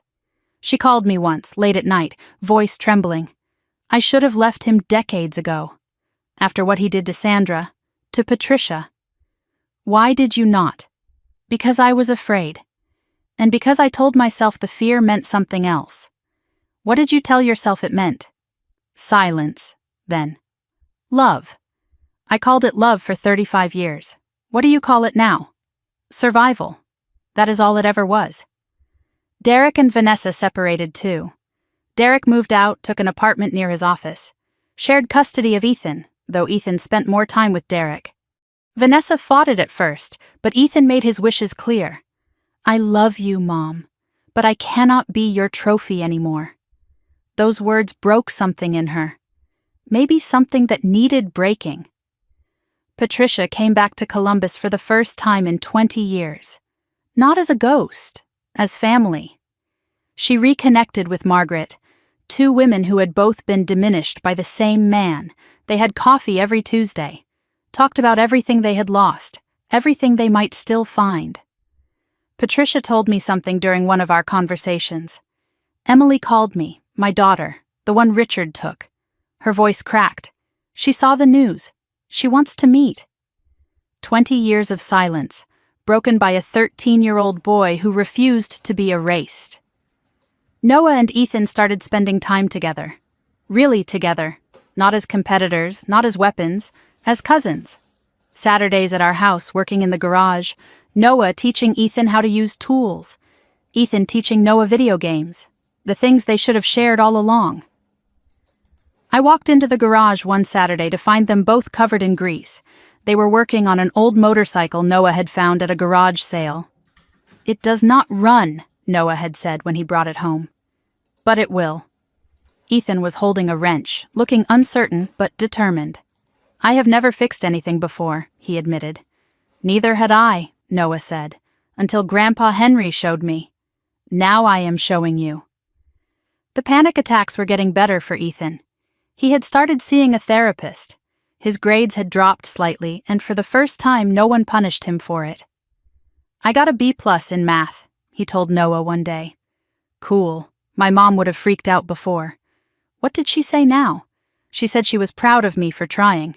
That is good, right? Yeah, it is weird, but good. Noah had started a vocational program, electronics and small engine repair. The trust Henry left was paying for it, exactly as Henry had intended. His teacher, Mr. Franklin, called me after the first month. Mrs. Lawson, your son is exceptional, I know. No, I have been teaching for 22 years. I have never seen hands like his. He sees how things work, not just mechanically, intuitively. That is a gift you cannot teach. Noah and Ethan were not just cousins anymore. They were friends. Maybe something closer. Brothers in a way that had nothing to do with blood. They had been through a war together, and they had both chosen the same side, the right side. One evening I overheard them talking in the garage. Do you ever hate them? Ethan asked. Our grandparents? For what they did? Noah was quiet for a long moment. I used to. But hate takes energy. And I would rather spend that energy fixing things. Ethan laughed. You sound like a fortune cookie. I sound like Grandpa Henry. That is better.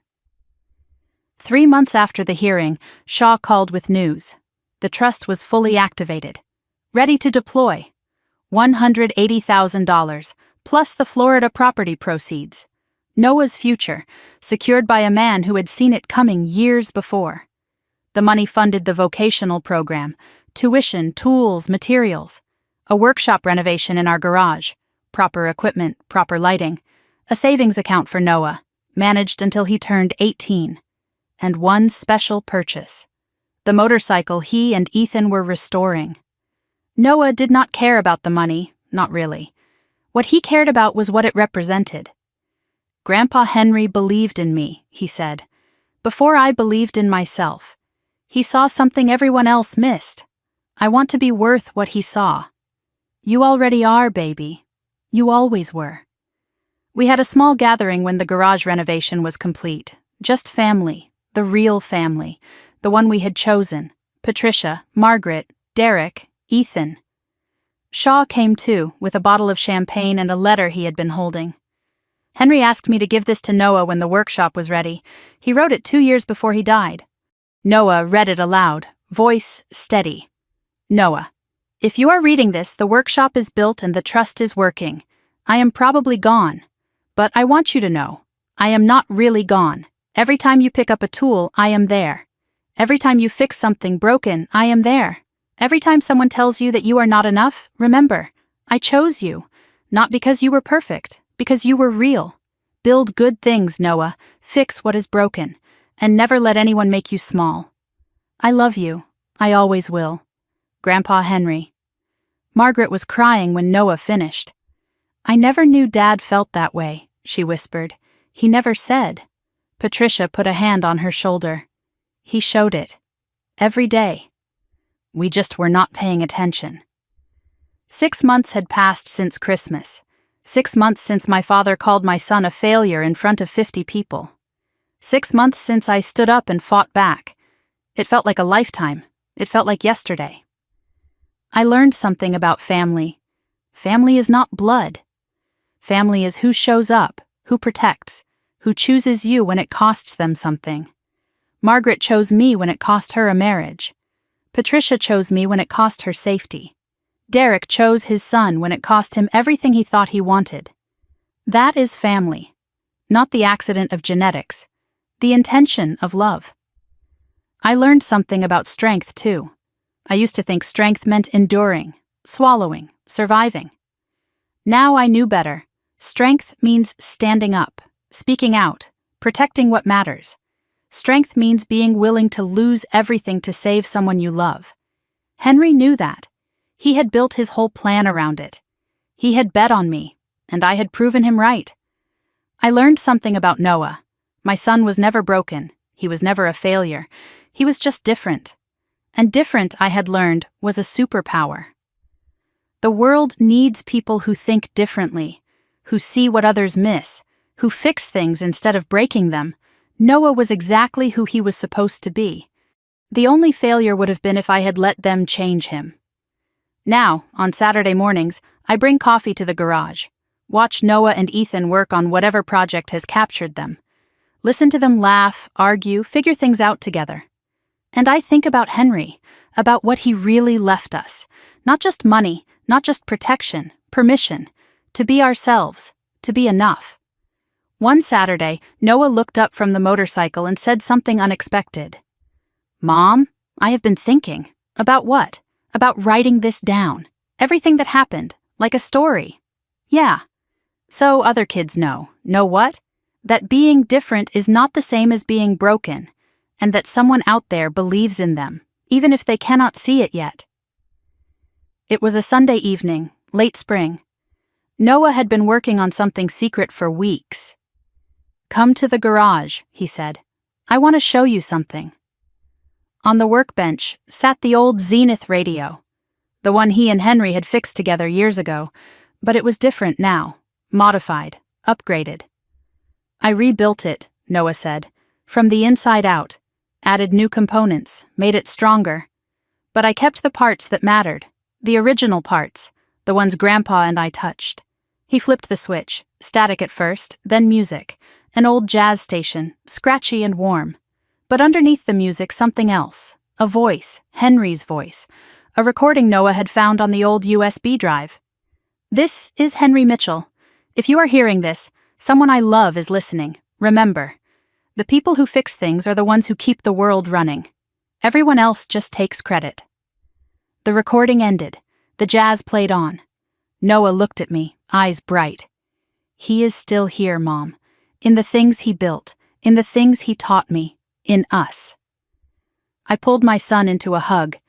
This boy who had been called worthless, who had been dismissed and diminished.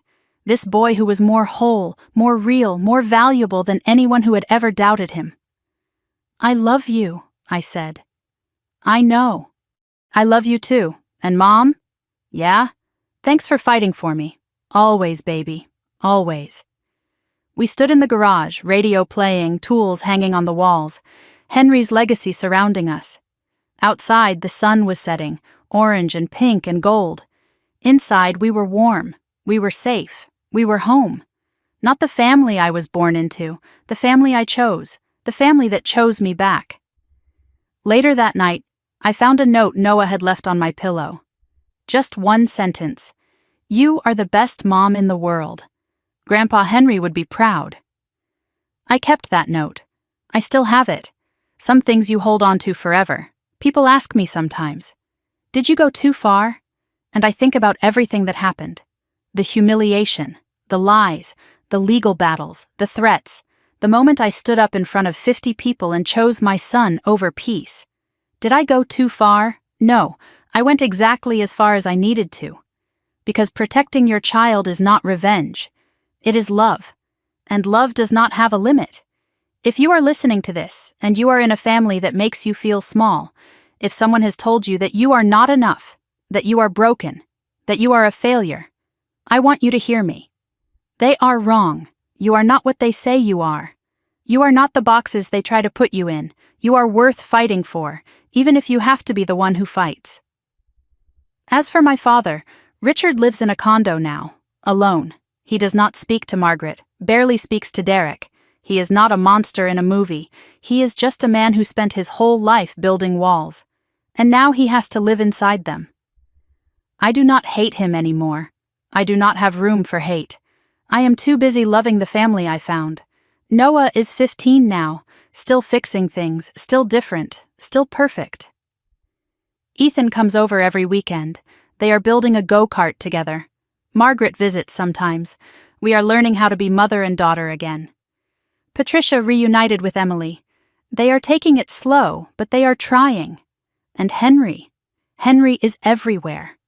In the tools, in the workshop, in Noah's hands, in the story I just told you. So let me ask you, did I go too far or not far enough? I would love to know what you think. Drop a comment and tell me your story. Maybe someone in your family called you the failure. Maybe you were the golden child who could not breathe. Maybe you are still waiting for someone to stand up for you. Either way, I want to hear from you. Because stories like this, they connect us. They remind us we are not alone. If this story meant something to you, hit that subscribe button. We have got more tales where this came from, stories of families pushed to the edge and the people who pushed back. Stories about justice, about karma, about finding your voice when everyone wants you silent. So subscribe, hit the notification bell, and I will see you in the next one. Until then, remember, you are not what they call you. You are what you choose to become. Thanks for listening. This was Tales Fair. And this story, it is for every kid who was ever told they were not enough. You are. You always were. The radio is still playing in my garage. Henry's voice somewhere in the static, reminding us. Fix what is broken, build what matters, and never let anyone make you small. This story is fictionalized for dramatic effect,